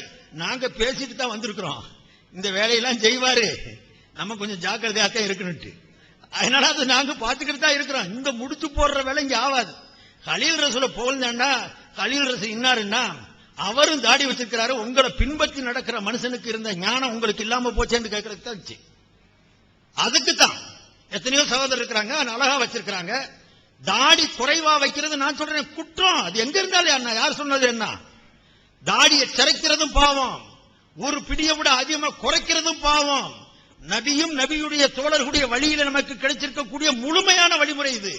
தாடியுடைய அளவும் அதனுடைய நிறைவும் ஹதீஸ்ல இருக்குது. கசீர ஷார் லஹியா, அவர் இப்னு அப்பாஸுடைய சிறுவாயத்தையும் சொன்னேன். ஸல்லல்லாஹு அலைஹி வஸல்லம் சட்டமா சொன்னாங்க, கட்டளையாக, அவுஃபு, மீசையை குறையுங்கள், தாடியை வளருங்கள், வளர விடுங்கள்ங்கறாங்க. இவர் நறுக்கிறார், எனக்கு இது அழகா தெரியுது, இதுதான் எனக்கு கொஞ்சம் சூட்டப்பா தெரியுது, ஒதுக்க கூடாது, நிரப்பமா வைக்கணும். ஏன் ஒதுக்குனீங்க நான் கேட்கிறேன். ஒதுக்கவே கூடாதுன்னு சொன்னா ஒதுக்கவே கூடாது இல்ல, ஒதுக்கிட்டு வந்திருக்கிறீங்களே. உங்க தாடிக்கு மீசைக்கு வித்தியாசம் தெரியலையே. ஸல்லல்லாஹு அலைஹி வஸல்லம் மீசையை குறைங்க, தாடியை வளருங்கன்னு சொன்னா ரெண்டும் ஒண்ணா தெரியுது. எங்க தாடி அல்ஹம்துலில்லாஹ் எங்களால ஆன அளவுக்கு நாங்க இத்திபா செய்யறோம், சுன்னத்தை இத்திபா செய்யறோம். அந்த நிலையே இல்ல. ஒரு பகிரங்கமான தாடியுடைய விஷயத்துல தப்பு கூட செஞ்சிடலாம்ங்க, அதை கூட சகிக்கலாம். அதை நியாயப்படுத்துறது, அதுக்காக ஹதீஸ வளைக்கிறது, யாருக்க தலை மொட்டைக்கு சொன்ன ஹதீஸ கொண்டு தாடி மொட்டைக்கு வைக்கிறது. ஒரு முடியுடைய விஷயத்தை இன்னொருடைய முடியுடைய ஹதீஸை கொண்டு விளங்குறோம். அதுல நீளமா போட்டா கிளிப்பில் நேரம் இல்லைங்கிறக்காண்டி போடல, வேடிக்கையா இருக்குன்னு கேட்டா. நாம தாடியுடைய அளவை தெரிஞ்சுக்கிற ரசூலுல்லாவை துணைக்கு அழைக்கிறோம். அவர் சொல்றாரு, ரசூலுல்லாவை அழைச்சு தாடியை பார்த்துக்கங்கிட்டு துணை காட்டுறாராம். அதான் நபியுடைய வழியை இன்னொரு ஹதீஸ் மூலமா எடுத்து அப்படி நிரப்பமா எடுத்து காட்டுறாராம். நான் சொல்றேன், கியாஸ் செய்வதற்கு முதல் நிபந்தனையே இதுதான். எந்த விஷயத்திற்கு சட்டம் சொல்ல போறீங்களோ அந்த விஷயத்துக்கு நேரடியாக ஆதாரம் இல்லாம போனா தான் இன்னொன்னோட ஒப்பிடணும். பகிரங்கமா நேரமா ஆதாரம் இருக்குதுன்னு சொன்னா வேற இடத்துக்கு ஒப்பிடக்கூடாது. அது கைர மன்சூசாவா இருக்கணும். மகீஸ் இது உசூல்ல இருக்குது, நமக்கு அந்த படித்தவங்களுக்கு தெரியும். அவருக்கு உசூல்ன உடனே கோபம் வந்துடும், வேற எதையாவது சொல்ல ஆரம்பிச்சிருவாரு. அதனால இதா இருக்குது. அதனால அருமை சகோதரர்களே, இது நபிகள் நாயகம் ஸல்லல்லாஹு அலைஹி வஸல்லத்துடைய மார்க்கத்தை விலைக்கு கொடுக்கக்கூடிய உள்ள ஆட்களுக்கு உள்ள அழகு இல்லை. ஸல்லல்லாஹு அலைஹி வஸல்லத்துடைய வழிமுறைய அடுத்து நான் சொல்ல வர்றேன். நபிகள் நாயகம் ஸல்லல்லாஹு அலைஹி வஸல்லத்துடைய விஷயத்திலேயே இவர் எவ்வளவு அடாவடித்தனமான வார்த்தையை பயன்படுத்தினார் வார்த்தை.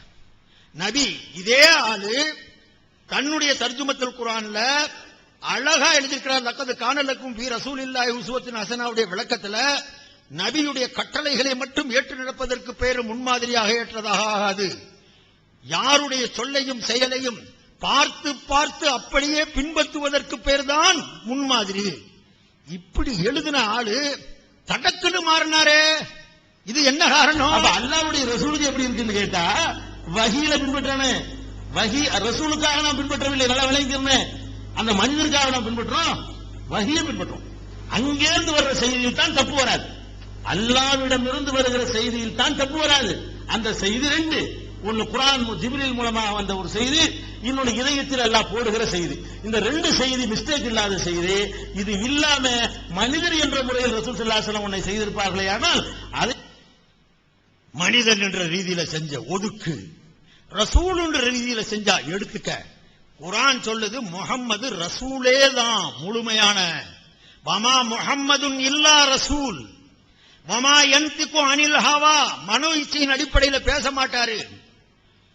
இன் ஹுவ இல்லா வஹ்யுன் யூஹா, இறைவனுடைய புறத்திலிருந்து உங்களுக்கு எடுத்து சொல்லுவாரு.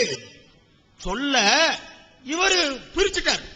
வஹி வஹி அல்லாஹ், வஹி என்ன குர்ஆன்ல இருக்கணும், இன்னொன்னு உள்ளத்துல போட்டிருக்கணும். அதுல உள்ளத்துல போட்டிருக்கணும் வேற, இங்கிட்டு காட்டுறாரு, மண்டையை காட்டி இருக்கணும் ஒரு. ஏன்னா இங்கதானே எல்லாமே இருக்குண்டாரு, இப்ப இங்கிட்டு வேற கையை காட்டுறாரு. இது ஒரு விதர்ப்பமான ஆளுங்க, வித்தியாசமான ஆளு. நபிகள் நாயகம் ஸல்லல்லாஹு அலைஹி வஸல்லம் வழிமுறையை இப்படியா பிரிக்கிறது? எங்க இமாம்கள், எங்களுடைய முன்னோர்கள், அறிஞ பெருமக்கள், இறையச்சம் மிக்கவர்கள் என்ன சொன்னாங்க? நபி ஸல்லல்லாஹு அலைஹி வஸல்லத்துடைய விஷயத்துல ரெண்டு விஷயத்தை பின்பற்றக்கூடாது, ரெண்டு விதமான விஷயங்களை இத்திபா செய்யக்கூடாது, பின்பற்றக்கூடாது. ஒன்று, சின்னஞ்சிறு தவறுகள் ஏற்பட்டிருக்குமே, தவறுதலாக சின்ன சின்ன காரியங்கள் நடந்திருக்குமே, அந்த விஷயத்தை போய் ஃபாலோ செய்யக்கூடாது. ஜல்லத்துன்னு சொல்லுவாங்க. இது சிறு சிறு தவறுகள், மேன்மைக்கு முரணாக ஒரு காரியம் தர்ற மாதிரி ஏதாவது ஒரு செயல்கள் இருந்துச்சுன்னா அது நிறைய வந்து அந்த அல்லாஹ் வந்து கண்டிச்சான்னா அதுக்கு இவர் கொடுக்கிற பில்டப் இருக்குது பெருசு.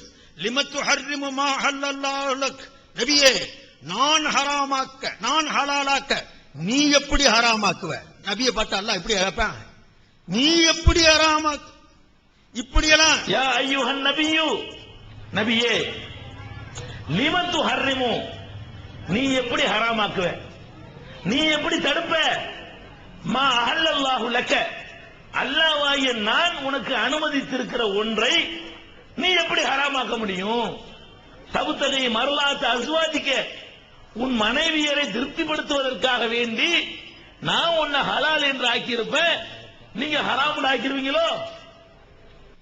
எப்படி கேள்வி பாருங்க. வீட்டுக்கு வேலைக்காரனை சொல்லுங்க, டேய் வாடா, நீ எப்படி செய்ய போன? அல்லாஹ் ஒரு அர்த்தம் செய்யறதுலயும் அர்த்தம் செய்யறதுல உரப்படுத்த வேணாம். நபி ஸல்லல்லாஹு அலைஹி வஸல்லத்தை செல்லமா கண்டிக்கிறாங்க. அல்லாஹ் மனைவிமார்களுடைய விருப்பத்துக்காக வேண்டி நான் ஆகும்னு சொல்லி இருக்கிறத நபியை நீங்க ஏன் தடுத்துக்கிறீங்க? இந்த மாதிரியா தடுக்கணும்? நீங்க தடுக்க வேண்டிய தேவையில்லையே. கண்டிச்சு மிரட்டுறான்னு சொன்னா பின்னால வல்லாஹு கஃபூரு ரஹீம் சொல்லுவான்.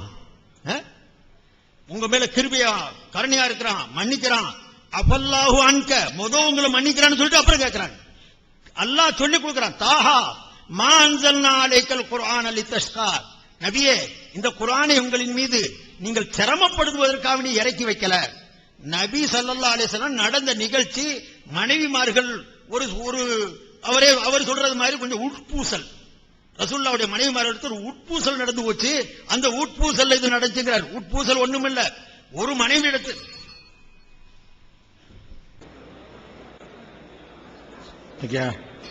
அஸ்ஸலாமு அலைக்கும் வரஹ்மத்துல்லாஹி வபரகாத்துஹு. அன்புள்ள சகோதரர்களே, விட்ட இடத்துல இருந்து வர்றோம். அந்த பரீரா இதை போடுங்க. பரீராவை கட்டியிருந்தாங்க. பரீரா அடிமைப்பட்டா இருந்துச்சு. ஆயிஷா ரலியல்லாஹு அன்ஹா அடிமைப்பட்டா இருந்தாங்க.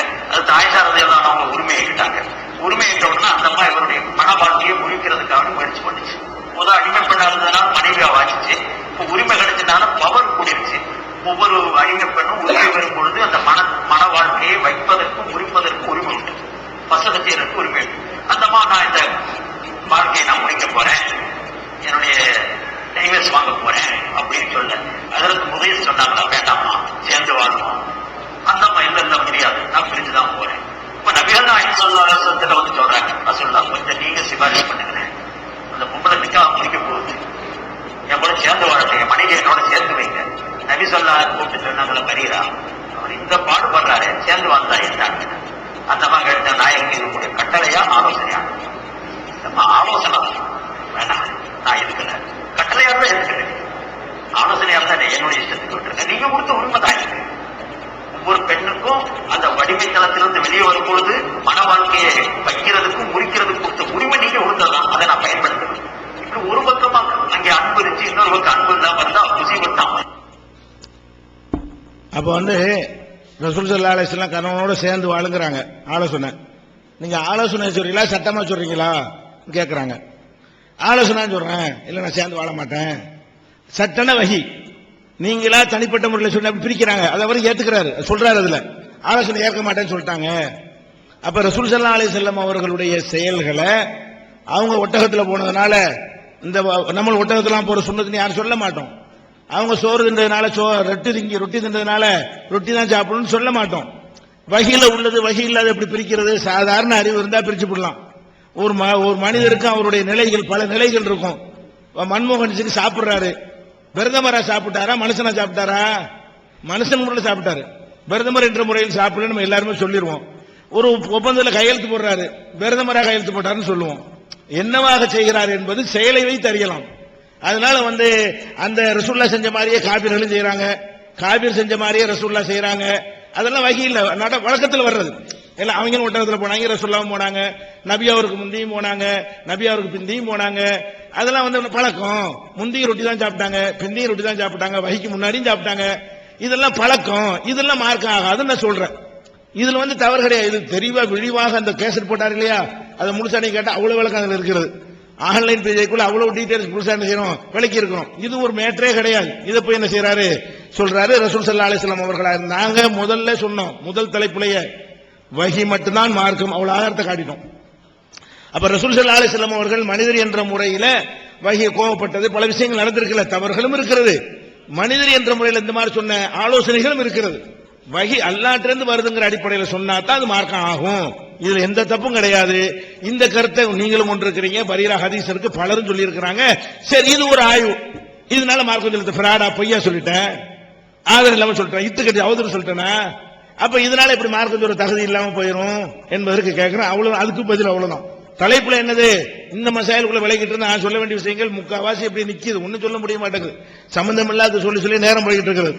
அடுத்து என்னன்னு கேட்டா, இந்த வரதட்சணை கேஸ் வந்து நானாவ சொன்னங்க, அக்கீஸ்ல என்னை போய் சொல்லிட்டாங்கன்னு சொல்றீங்க, என்ன நடந்துச்சுங்கிறத சொல்ல நீங்க சொன்னதுனால இந்த பசங்க போய் இப்படி சொன்னாங்கன்னு சொல்றேன், பேப்பரை கொண்டு போய் சொன்னாங்க, இதுல நான் உங்களுக்கு வரதட்சணையை இழுத்தேன், அப்படி இழுக்க மாட்டேன்.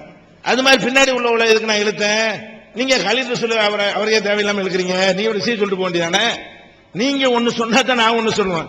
இப்ப கூட மீசிங் இந்த அடிக்க வித்தியாசம் தெரியலன்னு சொன்னீங்க, இந்த உங்களுக்கு பின்னாடி தான் ஒரு ஆளுக்கு தெரியலன்னு நான் சொல்லத்தான் செய்வேன், தெரியல. அப்ப நீங்க ஒன்னு சொல்லுவதாக இருந்தால் உங்கள்கிட்ட இல்லாம இருந்து நீங்க சொல்லணும், உங்கள்கிட்ட இருக்கிற ஒன்றையே நீங்க சொன்னீர்களே. ஆனால் அப்ப நீங்க ஒரு நோக்கத்தில் சொல்றீங்க, அதுக்கு இதெல்லாம் வந்து உதாரணத்துக்காக எனக்கு முடக்க அவங்க சொன்ன நம்ம ஒரு எனக்கு முடக்க போடத்தானே செய்வோம், வேற ஒன்று நானாவெல்லாம் இழுக்கவே இல்லை. அவர் சொன்ன நான் சொன்ன எல்லா சில விஷயங்கள்ல வந்து ஒரு அன்பார்லிமெண்டான உதாரணங்கள் சிலலாம் நானும் சொல்லியிருக்கிறேன், அதெல்லாம் சொன்னதுக்கு பதிலாக தான் சொல்லியிருப்பேன், நானா சொன்னதில்லை, சொன்னதுக்கு பதில் சொல்லணும், அது ஒன்றும் தப்பு இல்லை. லாயுஹில்லாஹுல் ஜஹர பிஸ்ஸூஇ இல்லா மன் ஸுலிம, பாதிக்கப்பட்டவனுக்கு அநியா தப்பாத தீய சொல்லை பேசுவதற்கு உரிமை இருக்கிறது, அல்லாஹ் அதை வந்து அனுமதிக்கிறான், அதை நான் பண்ணிக்கிறேன். அடுத்து என்னன்னு கேட்டா, இன்னும் இந்த தாடி விஷயத்துக்கு வர்றேன். தாடி விஷயமா சொன்னார்ல, அது வேணுமா வேணாமா நம்ம ஆய்வு செய்யத்தான் போறோம், அது சம்பந்தமா மசூரா பண்ணத்தான் போறோம். ஆனாலும் ஆய்வு ஒப்பந்தத்தில் சேர்த்துக்கிறோம் செய்வோம். இருக்கா என்ன 99 இருக்காங்க, இருக்கா தாடி இருந்தா இருக்கட்டும், இல்லாட்டி சேர்த்துருவோம். இந்த இடைவெளியில் இன்னொன்று தகவல் சொல்லிக்கிறேன், இந்த விவாதம் முடியும் போது உங்களுக்கு நாங்க ஒன்று அறிவிக்கணும் ஒப்பந்த பிரகாரம். அடுத்த தலைப்பு எங்க எத்தனை நாள் எந்த ஊர்ல இருந்து அறிவிக்கணும். இந்த பிரேக் விட்டோம் நாங்க பேசி அதுவும் முடிவு செய்ய வேண்டி இருக்கிறது. அதுல வேணா இந்த தாடி தலைப்பு என்னென்னலாம் 99 இல்லாம இருக்கிறதோ, நீங்க கருத்து வேறுபாடா சொன்னார் பன்றி தோல் அந்த விஷயங்கள் எதெல்லாம் இருக்குதோ எல்லாத்தையும் சேர்த்துக்கிறோம், நாங்க தயாரா இருக்கிறோம். அது உங்களுக்கு இந்த அடுத்த அறிவிக்கும் உங்களுக்கு தெரியும் இன்ஷா அல்லாஹ். அதே நேரத்தில் மதுஹப் கிதாபுல என்ன செய்யறாங்கன்னா, அம்ம தூளு ஹனஃபி கிதாபுலயே இதா ஃபஹுஸ ஃபஹு ஹிலாஃபு ஸீனா, நீலங்கிறது ரொம்ப பெருசா போச்சுன்னு சொன்னா அது ஜீனத்துக்கு மாத்தமானது, அல்ல நம்மள ஜீனத்தா இருக்க சொல்றான், பெருசா தாடி இருக்க கூடாதுங்கிற கருத்து மதுஹபுள்ளே இருக்குது, ஹனஃபி மதுஹபுக்குள்ளே இருக்குது. ஒரு தகவலுக்காக வேண்டி என்ன செய்யறேன், அதையும் நான் வந்து பதிவு செய்து கொள்கிறேன், அதுக்காக சொல்லிட்டேன்.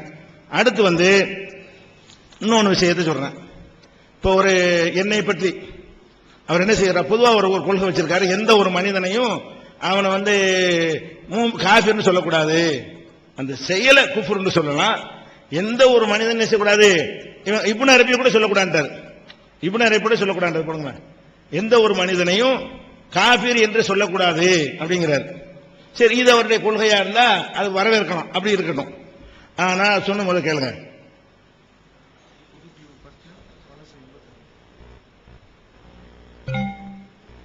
முதல்ல ரெடி இருந்துக்கங்க.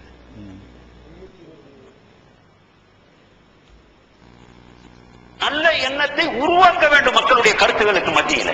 இதை விட்டு போட்டு சண்டை போட்டு அவனை நீ காபிரு உன்னை அவன் காபிரு, 2 பேரும் ஜஹன்னமுக்கு போயிட்டா ஜன்னத்துக்கு யாரு போறது, யாருமே போறது, எல்லாரும் சேர்ந்து இங்க போயிட்டோம்னா சகோதரர்களே, மோசமான கருத்து.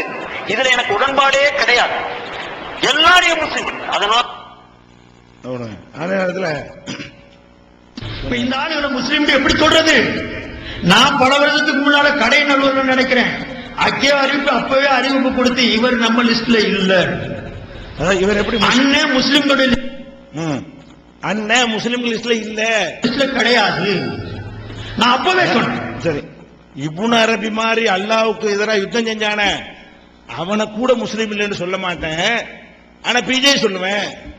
யார சொல்லுவேன், பிஜேயை நான் முஸ்லீம் இல்லைன்னு சொல்லுவேன், அன்னைக்கே சொல்லிட்டேன். அதான் ஆரம்பத்திலே கொள்கின்றாரு, அன்னைக்கே முஸ்லீம் லிஸ்ட்ல இல்ல, இவர் எப்படி முஸ்லீம் லிஸ்ட்ல இருப்பாரு.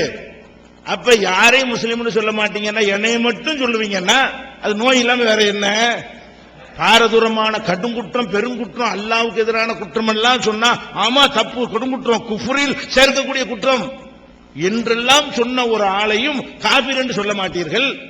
இந்த ஒரு மனிதனை மட்டும் உங்க வாழ்க்கையில காபிர் என்று சொல்வீர்கள் என்றால் அதுக்கு பேர் என்ன?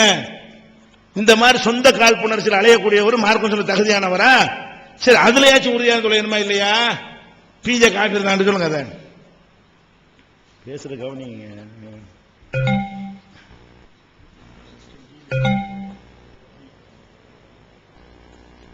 மேடை போட்டு நீங்க நானும் திட்டி பார்க்கலாம். நான் என்னைக்கா போட்டியில வந்தனா?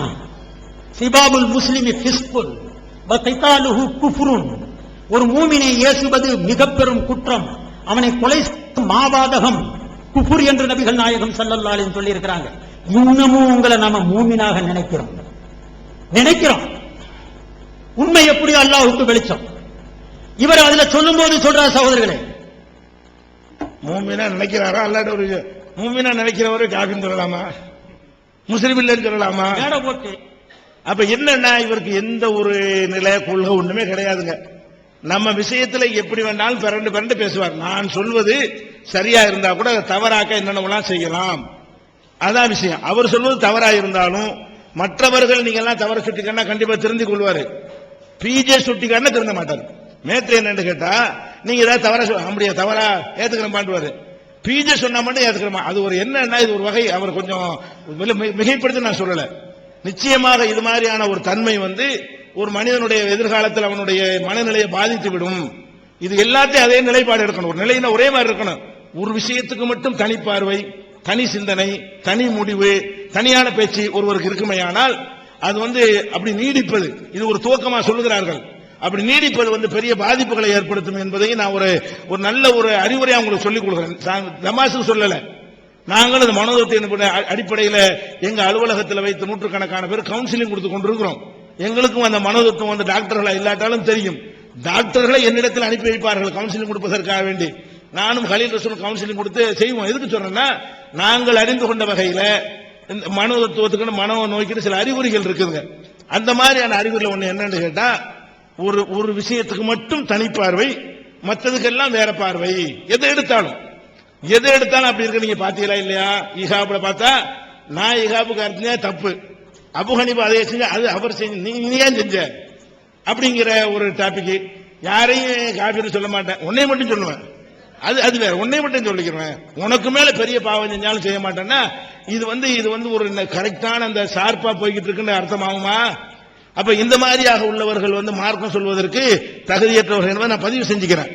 அடுத்ததா என்னன்னு கேட்டா, இன்னொரு கருத்தை நான் இடையில விட்டுட்டேன். விஞ்ஞானம் தான் இவங்களுக்கு அளவுகோல், விஞ்ஞானத்தை தான் ஏத்துக்குருவாங்க. அதுதான் நான் உதாரணம் காட்டினேன். நிறைய விஷயங்களை ஒரு என்ன உதாரணம் காட்டினேன், பிறை விஷயத்தை நிறைய காட்டினேன். என்ன மேட்டர்னு கேட்டா, திருக்குறான்ல சொல்லப்பட்ட சில விஷயங்கள் அன்றைக்கெல்லாம் கண்டுபிடிக்கப்படாம வானம் கூரைன்னு ஒரு வரியை சொல்லிட்டு போயிட்டாரு. எவ்வளவு விவரமா வானம் கூரையா இருக்குது, என்னென்ன வகையில எல்லாம் வானம் கூரையா இருக்குது, வானம்ங்கிறது அங்கிருந்து என்னென்னத்தை எல்லாம் தடுக்கிறது, கூரைன்னு எல்லாம் சும்மா சொல்லி இருக்கிறான். அது கடவுள் வார்த்தை தான் என்பதற்காக வேண்டி அவ்வளவு அடுக்கடுக்கான பொறுப்புகளை சொல்லி முஸ்லிம் அல்லாத மக்களுக்கு பாருங்க முன்னறிவிப்பாக இந்த வேதம் சொல்லி இருக்கிறது. இது மனுஷன் சொல்ல முடியாது, இது கடவுள் தான் சொல்லி இருக்கிறான். தனித்து விளங்கும் இஸ்லாம் 30 நாள் இந்த தலைப்பு நெஞ்சிருக்கிறேன். ஒவ்வொரு தலைப்பா எடுத்துக்கொண்டு எவ்வளவு பெரிய அறிவியல் இன்றைக்கு அதெல்லாம் சொல்லி இருக்கிறேன். அது மாதிரி 2 கடல்களுக்கு திரை இருக்குங்கிறாங்க. அன்னைக்குள்ள சகாபாக்கள் விளங்கி இருக்காது. கடல்ல போய்கிட்டு பார்க்காதவங்க வார்த்தை பை மிஸ்டேக்கா வந்திருக்குது. அது ஒண்ணுதான் தவறு. அதுல அது ஒண்ணு அது வாய் தவறி வரக்கூடிய விஷயம். அது திட்டமிட்டு ஒண்ணும் கிடையாது. ஆனா கடலுக்குள்ள போய்கிட்டு 2 திரை இருக்குன்னு சொல்ல முடியுமா? அன்னைக்குள்ள யாருக்காவது மூழ்கி போனா கூட சொல்ல முடியுமா? இன்னைக்கு கடல் ஆய்வு செஞ்சு கடல் 2 கடலுக்கு மத்தியில் தடை இருக்குது.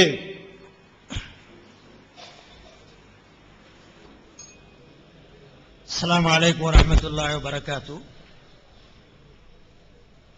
அன்புள்ள சகோதரர்களே,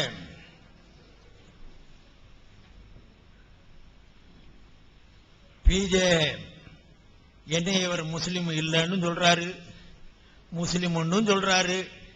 இவர் என்ன மனநோய் பிடிச்சவரா என்னை கேட்கிறாரு. அல்லாஹ் ரசூலுடைய மஹப்பத்துடைய மனநோய் பிடிச்சவன் நான். அதனால அந்த நோய் இருக்கத்தான் செய்யும். 2ம் சொல்லிட்டா ஒரே நேரத்தில் ஒரு மேடையில் 2யும் சொல்லி இருந்தா முன்னுக்கு பின்னும் முரணுங்களாம். நான் கடைநல்லூர்ல சொன்னதான் இல்லாமல் அல்ல. அவர் தௌபா செய்யலன்னா இன்னத்தும் அந்த நிலைமை தான் எனக்கு, அதே நிலைதான். நான் அதுல எந்த மாற்றம் இல்லை. ஜக்காத்துடைய விஷயம், பன்றியுடைய விஷயம், இது போன்ற விஷயங்கள்ல சர்வ முஸ்லிம்களுக்கு மாற்றமாக ஒரு நிலைப்பாடு எடுத்து ஒரு புதியதொரு மார்க்கத்தை உருவாக்கும்படி காதியானி உருவாக்குனது மாதிரி ஒரு மார்க்கத்தை கொண்டு வர்றாருன்னா அவர் என்னன்னு சொல்றது? பின்ன எந்த வார்த்தையை விட்டு நான் சொல்லட்டும்? ஒரு மனுஷன் ஒரு சில ஹதீஸ்லயாவது வந்திருக்குதுன்னு சொல்லி 2 நேரம் தொழுதா போதுன்னு சொன்னான்னா 5 நேர தொழுகை தேவையில்லைன்னு ஒருத்தன் சொல்றான்னு சொன்னா, சில ஹதீஸ்கள் வந்துட்டதுனால அந்த முஸ்லிம்களுடைய பொது வாழ்க்கைக்கு முரணாக ஒரு வழிமுறையை அதைத்தான் இஜ்மாண்டோம். அனைத்து முஸ்லிம்களும் அங்கீகரித்து செயல்படுத்திக் கொண்டிருக்கக்கூடிய வழிமுறைக்கு மாற்றமாக மனோ இச்சையுடைய அடிப்படையில் எழுதி பேசி ஒரு பெரும் கூட்டத்துடைய ஈமானியே கெடுக்கிற அளவுக்கு ஒரு மனுஷன் முயற்சி செய்யறாருன்னா அவருக்கு எப்படி தீர்ப்பு சொல்றது? என்னுடைய கருத்துன்னு சொல்லி இருக்கிறது உண்மைதான், அது அதுல எந்த சந்தேகமும் இல்ல. தௌபா செய்யுங்க, அது வேற விஷயம். தௌபா செய்யலன்னா அர்கானுல் இஸ்லாம்ல உள்ளத ஒன்றை மாத்திரம் மனம் முரண்டாக விளக்கம் சொல்லி எல்லா முஸ்லிம் சமுதாயத்துக்கு மாத்தமா ஒரு பொருளை கொடுக்கறோம்னு சொன்னா அவருக்கு கொடுக்கக்கூடிய பட்டம் அதான் இருக்கும். நான் என்னமோ பெருசா சொல்லிட்டது மாதிரி குற்ற மாதிரி சொல்றீங்களே. நான் இன்னும் படிக்கல, ஆனா இருந்துச்சுன்னா அவர் சொல்லட்டும், இல்லாட்டா மறுக்கட்டும். யாரு சிஹரை ஏத்துக்கிறாங்களோ, சிஹர் இருக்கிறதாக, சிஹருக்கு எஃபெக்ட் இருக்கிறதாக யார் ஏற்கிறாங்களோ அவங்க எல்லாம் முஷ்ரிக்குன்னு சொன்னதாக நான் கேள்விப்பட்டேன். எனக்கு எந்த அளவுக்கு தெரியல செய்தி. அது இருந்துச்சுன்னா அவர் இருக்கட்டும், சொல்லட்டும், இல்லாட்டினா மறுக்கட்டும். அது மட்டுமல்ல, இப்படிப்பட்ட ஆட்களுக்கு பின்னால தொழுகிறதும் கூடாதுன்னு சொல்லி இருக்கிறார். தொழுகிறதும் கூடாது. யாராவது நம்புறான் சிஹரன்னா, சூனியத்தை நம்புறான், சூனியத்துக்கு கெடுதி ஏற்படுத்தக்கூடிய தன்மை இருக்குதுன்னு நம்புனான்னு சொன்னா அவன் முஷ்ரிக்கு. அதே மாதிரி மஸ்ஜித் ஹராம்ல இமாம் இருக்கிறாரே, இதுவும் கேள்விப்பட்ட செய்தி தான். கேள்விப்பட்டதா கேட்கிறான்னா கேள்விப்பட்டதான் நான் சொல்ல முடியும். எல்லாத்தையுமே என்னால பெற்றுக்கொள்ள முடியல, செய்திகளை பெற்றுக்கொள்ள முடியல. முன்னால உட்கார்ந்து இருக்கிறீங்க, கேட்கக்கூடிய உரிமை இருக்குது. இருந்துச்சுன்னா சொல்லுங்க, இல்லாட்டினா மறுத்துருங்க. நான் அடுத்து பேச மாட்டேன். இல்லன்னு சொன்னா ஹரம் ஷரீஃப்ல இமாமு தொழு வைக்கிறாரு, அவரும் இந்த சூனியத்தை ஏத்துக்கிறதா இருக்கிறாரு. அவருக்கு பின்னால தொழுகலாமட்டு யாரோ கேட்டதுக்கு அப்ப இவர் சொல்லி இருக்கிறாராம், ஒரு தடவை சொல்லிடணும் நம்ம நிலைய, ஏத்துக்கிட்டா தொழுதுக்கிறணும், ஏத்துக்கிறாட்டி அவருக்கு பின்னாலையும் தொழுக கூடாதுன்றாராம். இது உண்மையா என்னங்கறத பிஜே எனக்கு விளக்கணும். இருந்து சொல்லி இருந்தா இப்படி சொல்லி இருப்பாரே. ஆனால் அப்ப அவர் இந்த ஒரு சின்ன அவருடைய ஆய்வுல தோன்றுது, ஆய்வுன்னு தான் அதை சொல்றேன். இத்தனைக்கும் பலமான ஹதீசுகள் இருக்க, நான் அடுத்தவனுடைய சப்ஜெக்ட்ல அவரே சொல்லி இருக்கிறாரு. குறிப்புகள் ஒப்பம் பேசுவோம், அதுக்கு தனி சப்ஜெக்ட் போடுவோம், போடத்தான் போறோம், பேசத்தான் போறோம். எண்ணற்ற ஹதீசுகள் இருக்க, அதான் அவரே சொல்றாரு பலமான அறிவிப்பாளர்கள். எங்கேயோ ஒரு மிஸ்டேக் ஆயிருக்கும், நமக்கு தெரியல. இப்படியா ஹதீஸ விளங்குறது? முழு பலமா இருக்குது ஹதீஸ், புகாரி முஸ்லிம்ல இருக்குது, பல பாடங்கள் பாபுகள் இருக்குது. இப்படி போட்டு எழுதப்பட்ட சூனியத்துடைய அத்தனை ஹதீசுகளையும் கடாசிட்டு கடைசியா இப்ப சூனியம் இருக்குது, அதுக்கு எஃபெக்ட் இல்ல. சூனியத்தை ஏன் தடுக்கப்பட்டதுன்னா அதுல ஏமாத்துற வேலை இருக்குது, ஏமாத்தாதேன்னு அர்த்தம். அதுக்கு மனம் முரண்டான விளக்கம். இப்படி ஒரு பலமான ஹதீசுகளை கூட தன மனோ இச்சைக்கு நேர்பாடாத திருப்புறார் என்று சொன்னா இப்ப இவர் யாரு? மார்க்கம் சொல்ற தகுதி இருக்குதா? இவர் பின்னால போனா எத்தனை புகாரி ஹதீஸ் தூக்குறது? அப்புறம் நம்பிக்கை இருந்தது. அது மட்டுமல்ல, குர்ஆனிலேயே இஜ்மா இல்லன்ட்டாரு. குர்ஆன்லயே எல்லாரும் ஒன்றுபட்டு உருவாக்கப்பட்டது அல்ல. இருக்கிற குர்ஆன்ல சூரத்துடைய வரிசைகள்லாம் இது நபியை சொல்லிக் கொடுத்தது அல்ல, சஹாபாக்கள் உண்டாக்குனது. அப்ப சஹாபாக்கள் உண்டாக்குனதை ஏற்றுக்கொள்ளப்படக்கூடாதுன்னு சொல்லிட்டதுக்கு பிறகு அப்ப இந்த இருக்கிற குர்ஆன் இல்ல. அடுத்து நான் அதை கிளிக் போட்டு காட்டுறேன் இன்ஷா அல்லாஹ். இப்படி பேசி முழு இஸ்லாத்துக்கு முரணாக குர்ஆன் மேல சந்தேகத்தை உண்டு பண்ணி, புகாரி மேல சந்தேகத்தை உண்டு பண்ணி, இப்படி துவம்சம் செய்யக்கூடிய ஆளை நான் எந்த மாதிரி சொல்றது? ஒரு இடத்துல முஸ்லீம்னு சொல்லி இருக்கிறேன்னா இந்த நிலைக்கு முன்னால சொன்னனோ என்னமோ, எனக்கு அந்த தேதிகள் தெரியல. அப்படி ஒரே நிலையில ரெண்டு விதமா சொல்லி இருந்தா முரண்படும். அப்படி இல்லைன்னா என்னுடைய நிலைப்பாடு அதுதான், அதுல எந்த சந்தேகமும் இல்லை. அதனால இதை மாத்து பேசிட்டு மறுத்து பேசிட்டுங்கிற விஷயம் அல்ல சகோதரர்களே. அதே மாதிரி நான் சொன்னேன் உங்களுக்கு, நபிகள் நாயகம் ஸல்லல்லாஹு அலைஹி வஸல்லத்துடைய செயல்பாடுகளை எங்களுடைய முன்னோர்கள் உலமாக்கள் இமாம்கள் பெரியார்கள் என்ன இப்படி பிரிக்கல. இவர் பிரிச்ச மாதிரி நெத்தி அடியா வஹியா இருந்தா ஏத்துக்க, வஹி இல்லாத செயல கடாசு. கடாசுங்கிற வார்த்தையை இவங்க பயன்படுத்தி இருக்கிறாங்க. இவருடைய சகாக்கள் பயன்படுத்தி சொல்றாங்க. இவர் கொடுத்த தர்பியத் அது, அந்த பாடத்துடைய எஃபெக்ட். ஒத்து வந்துட்டா ஏத்துக்க, இல்ல கடாசிரு மத்தன பாரு, சனத எண்ணத்துக்கு பாக்குற, அப்படிலாம் பேசியிருக்கிறாங்க. இப்ப இந்த அளவுக்கு இவர் வழிமுறையை சொல்லிக் கொடுக்கிற நபரு, இவர் பின்னால சைஃபுத்தீன் ரஷாதி போனா ஜன்னத்துக்கு போவானா? எப்படி போக முடியும்? அப்ப இத போய் மனநோயின்னு எப்படி சொல்றீங்க? நீங்க செய்யற இந்த செயலை இப்னு அரபில அவங்க அப்பன் செஞ்சிருந்தாலும் இதைத்தான் சொல்லியிருப்பேன் நான். இப்னு அரபி இல்ல, நீங்க செஞ்சுக்கிட்டு இருந்த செயல்களை அது ஏன் முன்னால நிரூபணமாகணும். நீங்க சொன்னது நிரூபணமா இருக்கு, செய்திகளை பார்க்கிறோம், நீங்க உங்கள்ட்ட நேரடியா கேட்கிறோம், ஆன்லைன்ல பார்க்கிறோம், ஏதோ எனக்கு தெரிஞ்ச அளவுக்கு வழிமுறைகளை பார்த்தோம். இப்னு அரபி எந்த காலத்தில் உள்ளவரோ அவரை பத்தி நல்ல கருத்து எழுதுறாங்க, கெட்ட கருத்து எழுதுறாங்க, கலந்து எழுதுறாங்க. சில குளறுபடி இருக்குது, சில மண்டைக்கே ஏறாத கருத்துக்களையும் சொல்லி இருக்கிறாரு, ஒத்துக்கொள்ள முடியாத கருத்துக்களையும் சொல்லி இருக்கிறதாக செய்திகள் இருக்குது. அதனால சொன்னேன், அந்த செய்திகள் உண்மையா இருக்குமே ஆனால் மிகப்பெரிய குற்றவாளின்னு சொன்னேன். ஆளை வச்சு நான் சொல்ல முடியல, ஆளை நேர பார்க்கல, அவர் நேர செய்யக்கூடிய செயல்களை பார்க்கல. அதனால இப்னு அரபிக்கு ஒரு கண்ணு எனக்கு ஒரு கண்ணான்னு கேட்கிறாரு. ஒரு பார்வை அங்கிட்டு ஒரு பார்வை எங்கிட்டு. இதுக்கு பேர் தான் மனநோயின்று. இந்த மனநோய் இருந்துச்சுன்னா அதை நான் வர வைக்கிறேன். ஏன்னு சொன்னா எதனால வருது? இது அடிப்படை ஹதீஸ் குர்ஆனுக்கு மாற்றமா இல்லையா? நீங்க செஞ்ச செயலை இப்னு அரபியா செஞ்சிட்டாரு. செய்திருக்கிறதா எங்களுக்கு ஊர்ஜிதமா கிடைச்சிட்டு நான் சொல்றேனே, உங்களை சொல்றதை விட இன்னும் கடுமையா சொல்லுவேன். நபியுடைய காலத்துக்கு நெருக்கமா இருந்துகிட்டு இந்த மாதிரி அவர் செஞ்சிருந்தாரு அப்படின்னு எனக்கு ஊர்ஜிதமா கிடைச்சிச்சுன்னா, செய்தி கிடைச்சுன்னா, அந்த செய்திகளுடைய அடிப்படையில் நிச்சயமா இந்த தீர்ப்பு சொல்லுவேன். அதனால இது ரெண்டு பார்வை இல்ல.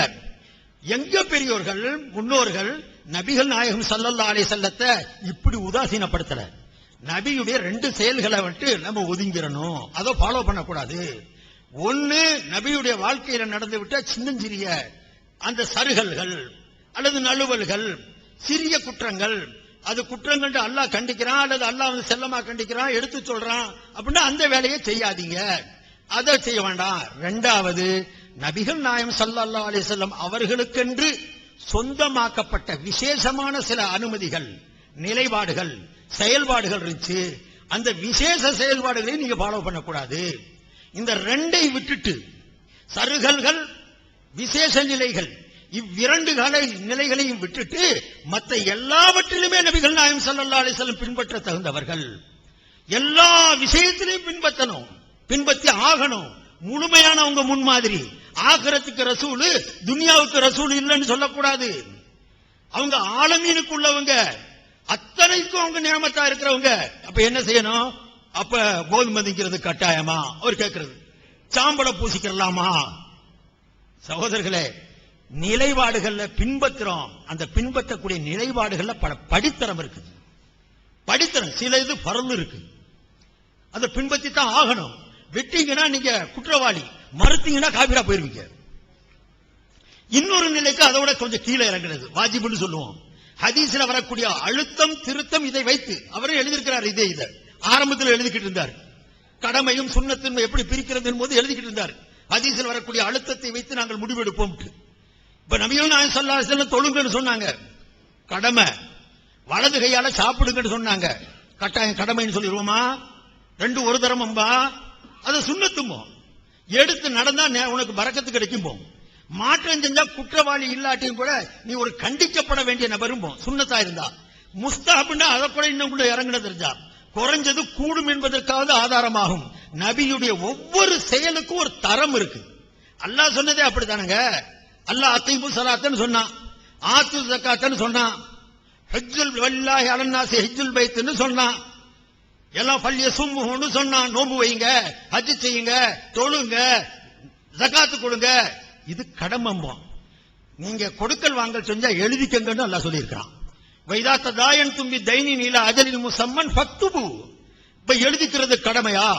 ஒருத்தர் எழுதிக்கிறாம கொடுக்கல் வாங்கல் செஞ்சான், கூடமா போயிடுமா? அதுக்கு ஒரு தரம் இருக்குது. செஞ்சுக்கிட்டா நல்லது, அதை எடுத்துக்கிறது சிறந்தது. விட்டுட்டா குற்றம் இல்லாட்டியும் கூட நீ எடுத்து நடக்கிறதுல உனக்கு பரக்கத்து இருக்குது, நன்மை இருக்குது. வைதா ஹலல்தும் ஃபஸ்தாது. நீங்க இஹ்ராம கழட்டிட்டா வேட்டையாடிக்கங்க, வேட்டையாடுங்கள். இப்ப வேட்டையாடுங்கள்னா உடனே துப்பாக்கி தூக்கிட்டு ஓடுங்கிற அர்த்தம் அல்ல.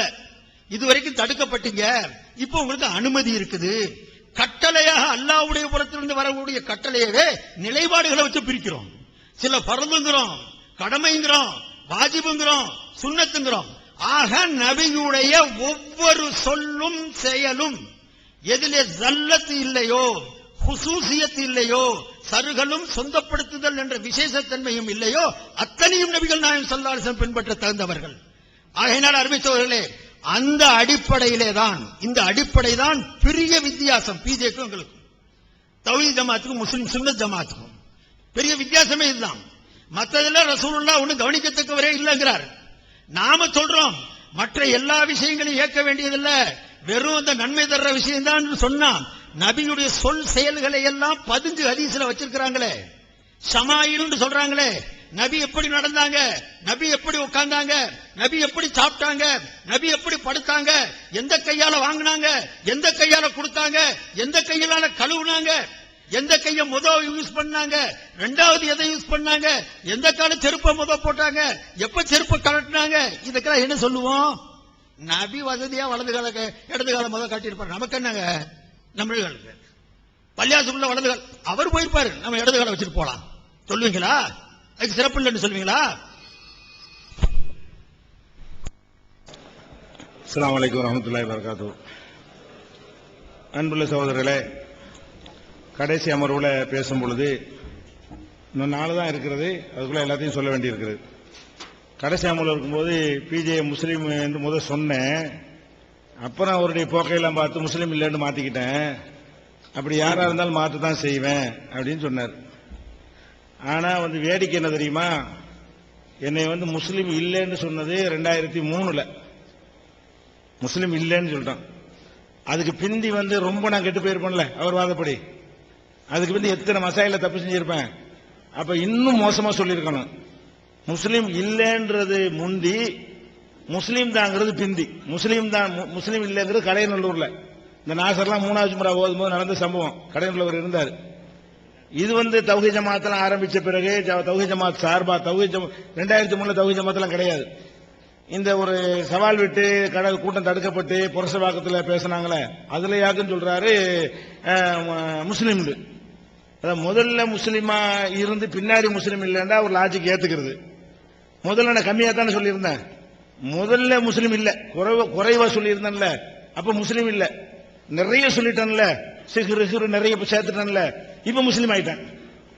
இது இதுலயும் சந்தர்ப்பத்தான் திருப்பி காட்டுறாரு. அவ்வளவுதான் நான் சொல்ல முடியும். அடுத்து இன்னொன்னு நான் அக்யூஸ்ட் கிடையாது, என் மேல எந்த வழக்கம் கிடையாதுன்னு சொன்னேன் இல்லையா. சேலத்துல சொன்னாங்க, கேட்டவங்க சொன்னாங்க, என் மேல நிறைய வழக்குன்னு அவரே சொல்லியிருக்கிறாரு. என் மேல வழக்கு, இப்ப கருணாநிதி மேல வழக்கு இருக்கு, ஜெயலலிதா மேல வழக்கு 2 வகை. அக்யூஸ்டுடைய வழக்கு ஒண்ணு, அரசியல் வழக்குன்னு ஒண்ணு. போராட்டம் நடத்துறோம், கைது பண்ணுவாங்க, வழக்கு போடுவாங்க, 100கணக்கான போராட்டம் ஜெயிலுக்கு போயிருக்கிறோம். அதெல்லாம் கிரிமினல் கிடையாது, அதெல்லாம் அக்யூஸ்ட் கிடையாது. அக்யூஸ்ட்னு சொன்னா குற்றங்களை செஞ்சுட்டு தேடுறோம், போலீஸ் தேடுறாங்க, போலீஸ் தேடி தலைமறைவு குற்றவாளி மாதிரியான கேஸ் கிடையாது. எங்கள் மீது கேஸ் இருக்கிறது, ஏராளமான கேஸ் இருக்கிறது. தடை மீறி போராட்டம் பண்றோம், ஜெயிலுக்கு போறோம், வழக்கு பதிவு பண்ணி வைத்திருக்கிறார்கள். அந்த வழக்குகள் இருக்குன்னு சொன்னமே தவிர இந்த கிரிமினல் திருட்டு, ஃப்ராடு, கம்பெனி அந்த மாதிரியான வழக்கு எதுவுமே கிடையாது. அக்யூஸ்டா நாங்க இல்ல, நான் சொல்லிக்கிறேன். நான் பதிவு வச்சேன், அதை நான் சொன்னதுனால நான் விளக்க வேண்டி இருக்கிறது. அடுத்து என்னன்னு கேட்டா, இன்னொன்னு அவர் இப்ப கூட எங்களுக்குள்ள ஒரு ஒத்துமை இருக்கிறதையும் பாக்கிறேன். அவர் போலீஸ் குடும்பம் சொன்னாரு, எங்க பாப்பா மிலிட்டரி மேன். அதுல எங்க 2 பேருக்கு அதனால சட்டம் போடுறோம் தெரியும் 2 பேரும். அவர் போலீஸ், நம்ம மிலிட்டரி. சரி, ஒரு தகவலுக்காக சொல்லிக்கிறேன். அடுத்து சில விஷயங்கள் பாருங்க. அவர் வேணும்னு மனமுரண்டா சொல்றாரு என்பதற்கு என்னைக்கோ நடந்ததை கிளிப்பையெல்லாம் போட்டோன்னு வைங்க, முன்ன என்ன இருக்கு பின்ன என்ன இருக்குங்கிறதெல்லாம் பார்த்தா நீங்க தீர்மானிக்க முடியும். என்னுடையது அவர் போட்டாலும் சரி, தேவையானதை கட் பண்ணி போடுவாங்க. நான் அப்படி எனக்கு தேவையான கட் பண்ணி போடுவேன்.